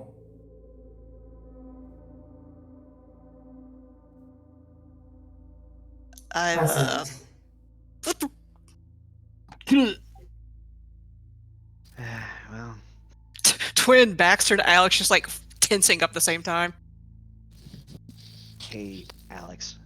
I didn't know you were actually going to be here after I sent those lights reporting it to you. I have received many, many prayers. Desperate, pleading, terrified, all from this place. All from children who have been touched by a part of me now dead. It was the only thing I could do. Come to answer the call. That boy. So, your sister brings death early, whereas you're the one who lets it come naturally? Yes. She was meant to be dead. But apparently, that is not the case. Wait. And she's after whatever it is you seem to be guarding, which is us and this area. So it would seem. Why was she supposed to be dead? Well, fuck.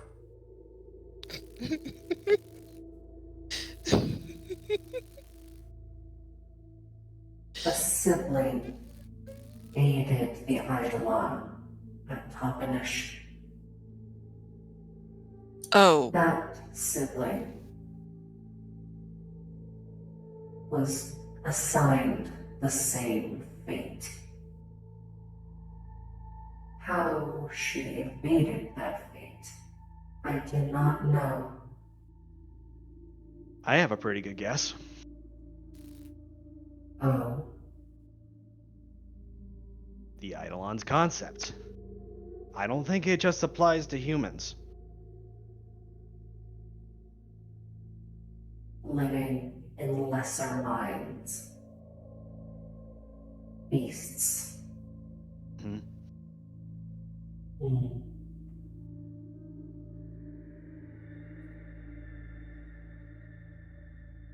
Oh, fuck. You Yeah, can no. say that again. I mean, I will reach out to the others. This is bad. it's gonna get worse with all the stuff that I'm about to tell you. Oh no. What? Because Oh. Red Dawn is not just here in Redacre. Should we all get in the RV? What do you mean, Lincoln? Redacre is not the only instrument. There's more? Yes. Outside of the RQZ? Out the entire world, Alex. What? Wow, they really did want to do world domination. Oh, fuck. Redacre is only just the base of whatever harmony they're deciding to make with this song for Red Dawn. But if it's the base, that means if we mess up the base, we mess up all of it, right? It's possible. But we're still going to have a lot of other instruments, and they... Alright, look. I also know why Zeke and Nicole are so fucked up in the head. There's a project that the Talking Heads used. It was called Harmony. It's basically a project where they try to use a level of suppression to turn kids into mortal instruments. Ways to extend the song. There are 3 of them. First one was a dude named Jace. The second one was Nicole. Last one was Zeke. They're not doing... Harmony disbanded, but they're doing something to the same degree. The drums you guys are hearing, those are kids. They're being thrown under chemical suppression to power the song.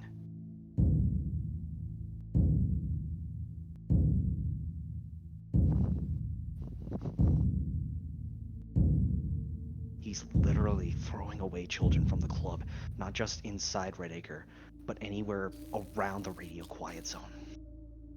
Just to power this weapon. This is doomsday. Talking Heads, Greed, and the Eidolon want to just wipe the slate clean. They're working together. And I can tell you, the odds are very, very high that the Eidolon's gonna backstab the Talking Heads. And Considering we just saw the island's host attack SAOs. that's the thing. The Talking Heads want them here. They want something out of this. I think they know that they're going to be backstabbed, and they have a contingency plan, which is this tactical nuke. That's why they want me. Because it was a failure of their project. At least one of the previous ones. Because Ambria was able to save me. I still have all those chemicals, and all that stuff is still in my head. If it were to get out, it would expose them. Do you remember who tested on you? This guy, I remember who tested on her. Roll me one more will save to call that information forward. God damn it, hold on, I'm gonna boost that. Can I use SAO has their claws in me to give it a +2? Yes. Okay. That'd be a 4. The testing was started by Kane. The testing was finished by Ambria's dad, Johann Gray. Yeah, it's fuzzy, but it started by a man named Kane, then Ambria's dad, I think, is the one who's finished it.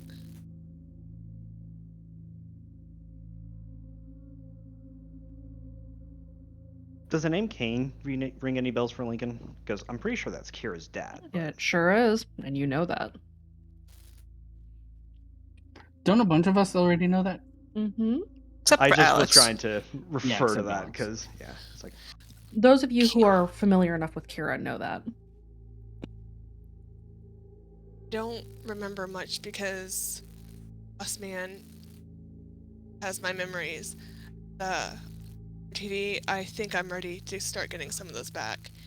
I think they're going to be important, and I think I need to figure out how to freaking deal with them. So I want to try to start getting them back. Okay. It's not gonna be fun, kid.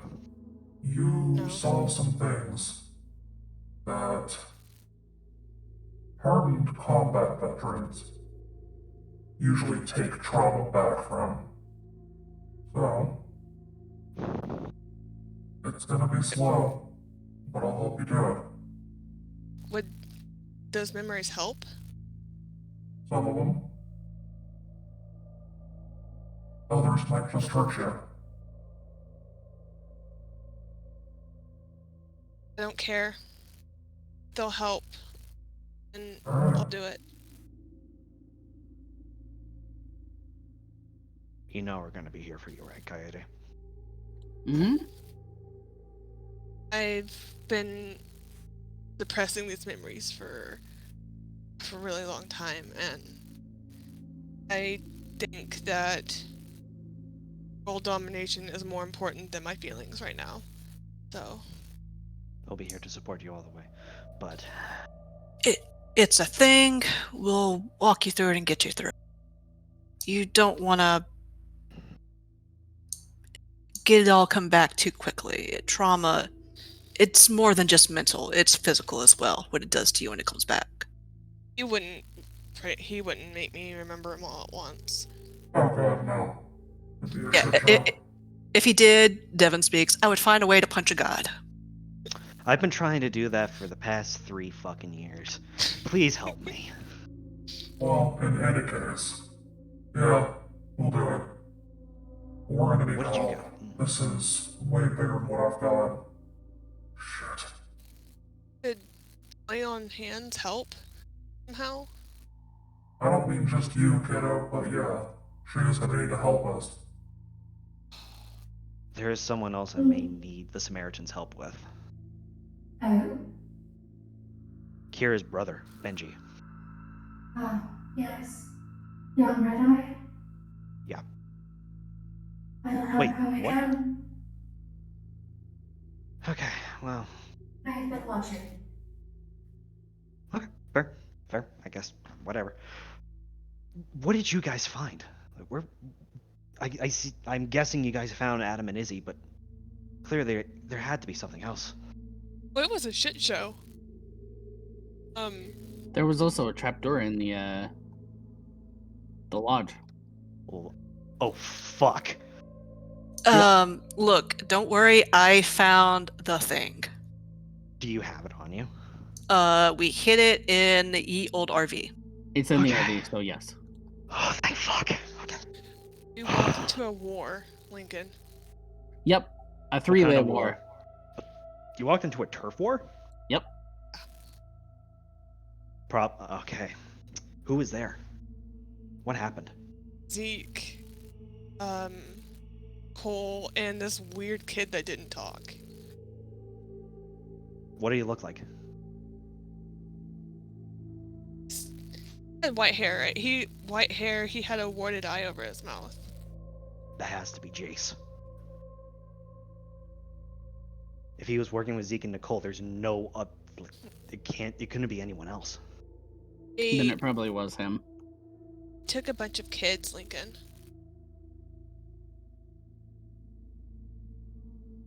Trucks. It just looks like this soul was just physically crushed at this point.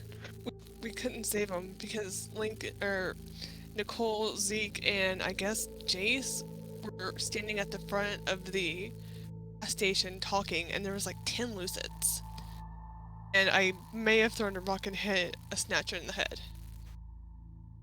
So basically, what you're saying is you didn't walk into a turf war. You were in the middle of a conversation and you started the turf war. That's what I'm hearing right now. So how it happened was we were going to fill up gas with the RV. They somehow couldn't see us.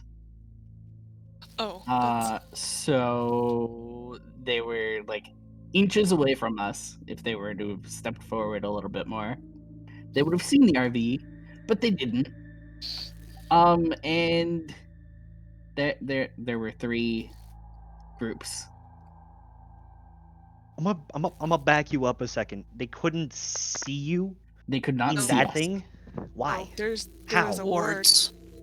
I can show you what the ward is, but I think they might be somewhat aware something exists, but they don't know the exact ward. We have to be careful using it because if they find out what it is, everyone who uses it. Yeah. Yeah. Fuck. Everyone will be fucked. They didn't see the ward. We were really careful about it, but they didn't know it was there until we drove off. Already called Ambria and told her. I'm gonna have to reach out to Ambria again and get this information over to her. She needs to know. I don't think it's I'll just her need to know that in needs to there. know. I might need to try to reach out to Gwen as well. The kids in the club have to know about this as well. This is serious.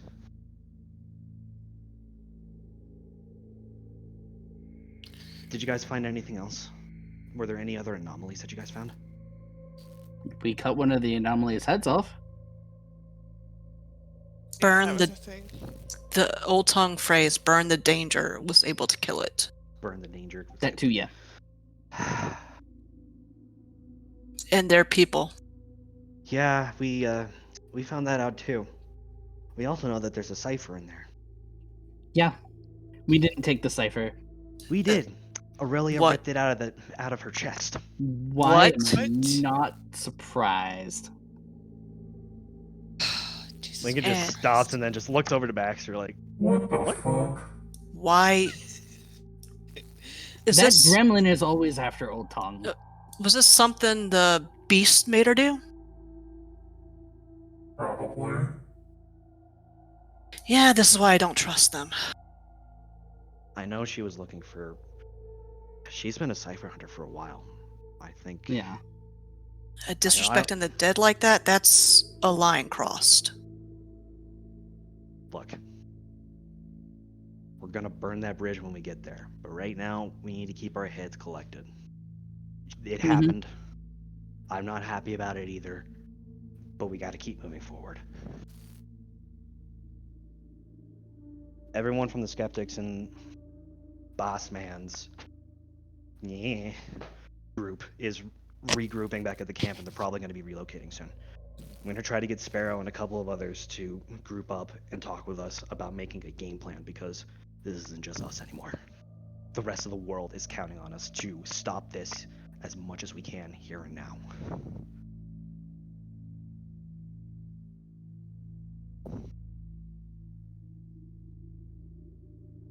And Devin speaks up, and did any of you get hurt? Who needs medical attention? Kira's catatonic right now. She saw Aurelia do this action. I can't get her to budge or anything. I'll take a look at her. Yeah, let's get everyone to safety. Get safe first, and then... And someone... I think I need to do a psych eval on the person who just ripped open a person's chest. Suma. Aurelia. Yeah, yeah, Aurelia. Because usually that's... If you know the things I know, that's not a good sign, and I'd rather us not dealing with a potential budding serial killer on our hands. I understand. Skylar's usually over with Jack, so you may want to reach out to her. Yeah, and maybe have a few strong people keep an eye on her and make sure she doesn't do anything else dangerous. She's like 50 pounds soaking wet. She's not going to get anywhere. I'd at least keep Jack with her just in case. Yeah. Are you okay, Lincoln? No. I'm not okay. Kaede will hug him. Or at least try to. He doesn't stop you. He's slow to Baxter gives the return head the hug. pats. Pat. Does anybody do anything else? I'm gonna ask one more question to Kaede. Yes. When you were being tested, was there any mention of a woman named Eliza? Nope. No. Okay. And with that, he just turns and makes his way back to the camp. Okay. You'll hear from me when we're ready to gather up. We'll see you guys in a bit. Kaide's gonna go tackle Hug Wraith. Okay. Wraith is suffering the after effects of taking a flashbang straight to the face without closing his eyes. He's a dum-dum. We will chew him out later. Okay. She's gonna go make sure he's okay. The teams have regrouped. You guys are now aware of the stakes of what you're doing here in the RQZ. And as night carries on into the darkness and the cold of winter, everyone has the sense of innate, of heavy dread. The gravity of the situation weighing down heavily on your shoulders. And that is where we drop the curtain tonight. Oh. Do we get free RP now? You are now free of the time bubble, yes. Hurrah. That said, some things won't be able to move forward very far until we know what happens inside of Redacre, because that is going to dictate how fucked you guys are. Oh, we're probably really fucked. Probably. But That's not gonna happen until what? January, right? January 7th. So the next session of All the Stars is going to be on the 30th of December. It will be the Holiday Fear interlude, which is a play on holiday cheer. You guys will have a nice fun time with Deck the Halls. Hell yeah. Fa ra ra ra ra ra ra ra Oh ra. no. All right. And with that, we are done for today. And we drop the curtain. Congratulations, you guys survived. For now. Somehow. Somehow. Just write in the text thing what I need to add to the character sheet for fate and stuff, because I'm about to hop on to something else. You guys may now take a 2 fate now that you're finished with your various missions. You get a 2 additional refresh. Hooray. And And I'm gonna get my driving stunts back. you are all surviving for now, but shit's about to get real bad. Did we level up? Not yet, no. When do we level up? You will not level up until the end of the season. Okay. You've only been this level for 7 sessions. It's going to be a bit. Okay. With that, go ahead and say goodbye to chat. Goodbye, chat. Farewell, Bye. chat. Have a beautiful time. Don't stink too much. Thank you guys for tuning in. This was session 6 of the new season. We will proceed with session 7 in January. So the next All the Stars in the Sky episode will be in on December 30th. Friday, December 30th, it'll be in the afternoon. It will be a shorter session. It's going to be an interlude. I know some folks are going to be jumping in that are part of the extended spectator crew. It will be kind of it will be canon, but it's going to be kind of a side thing. It's a side mission, we'll call it. In any case, thank you all again for tuning in to the last story session of All the Stars in the Sky for the year. This year has been kind of a wild ride. We've gotten through a lot of plot, a lot of things have happened. It's been a ride. So thank you all again. We super appreciate you and your continued support. We will catch you next time. And for now, thank you so much. Stay awake.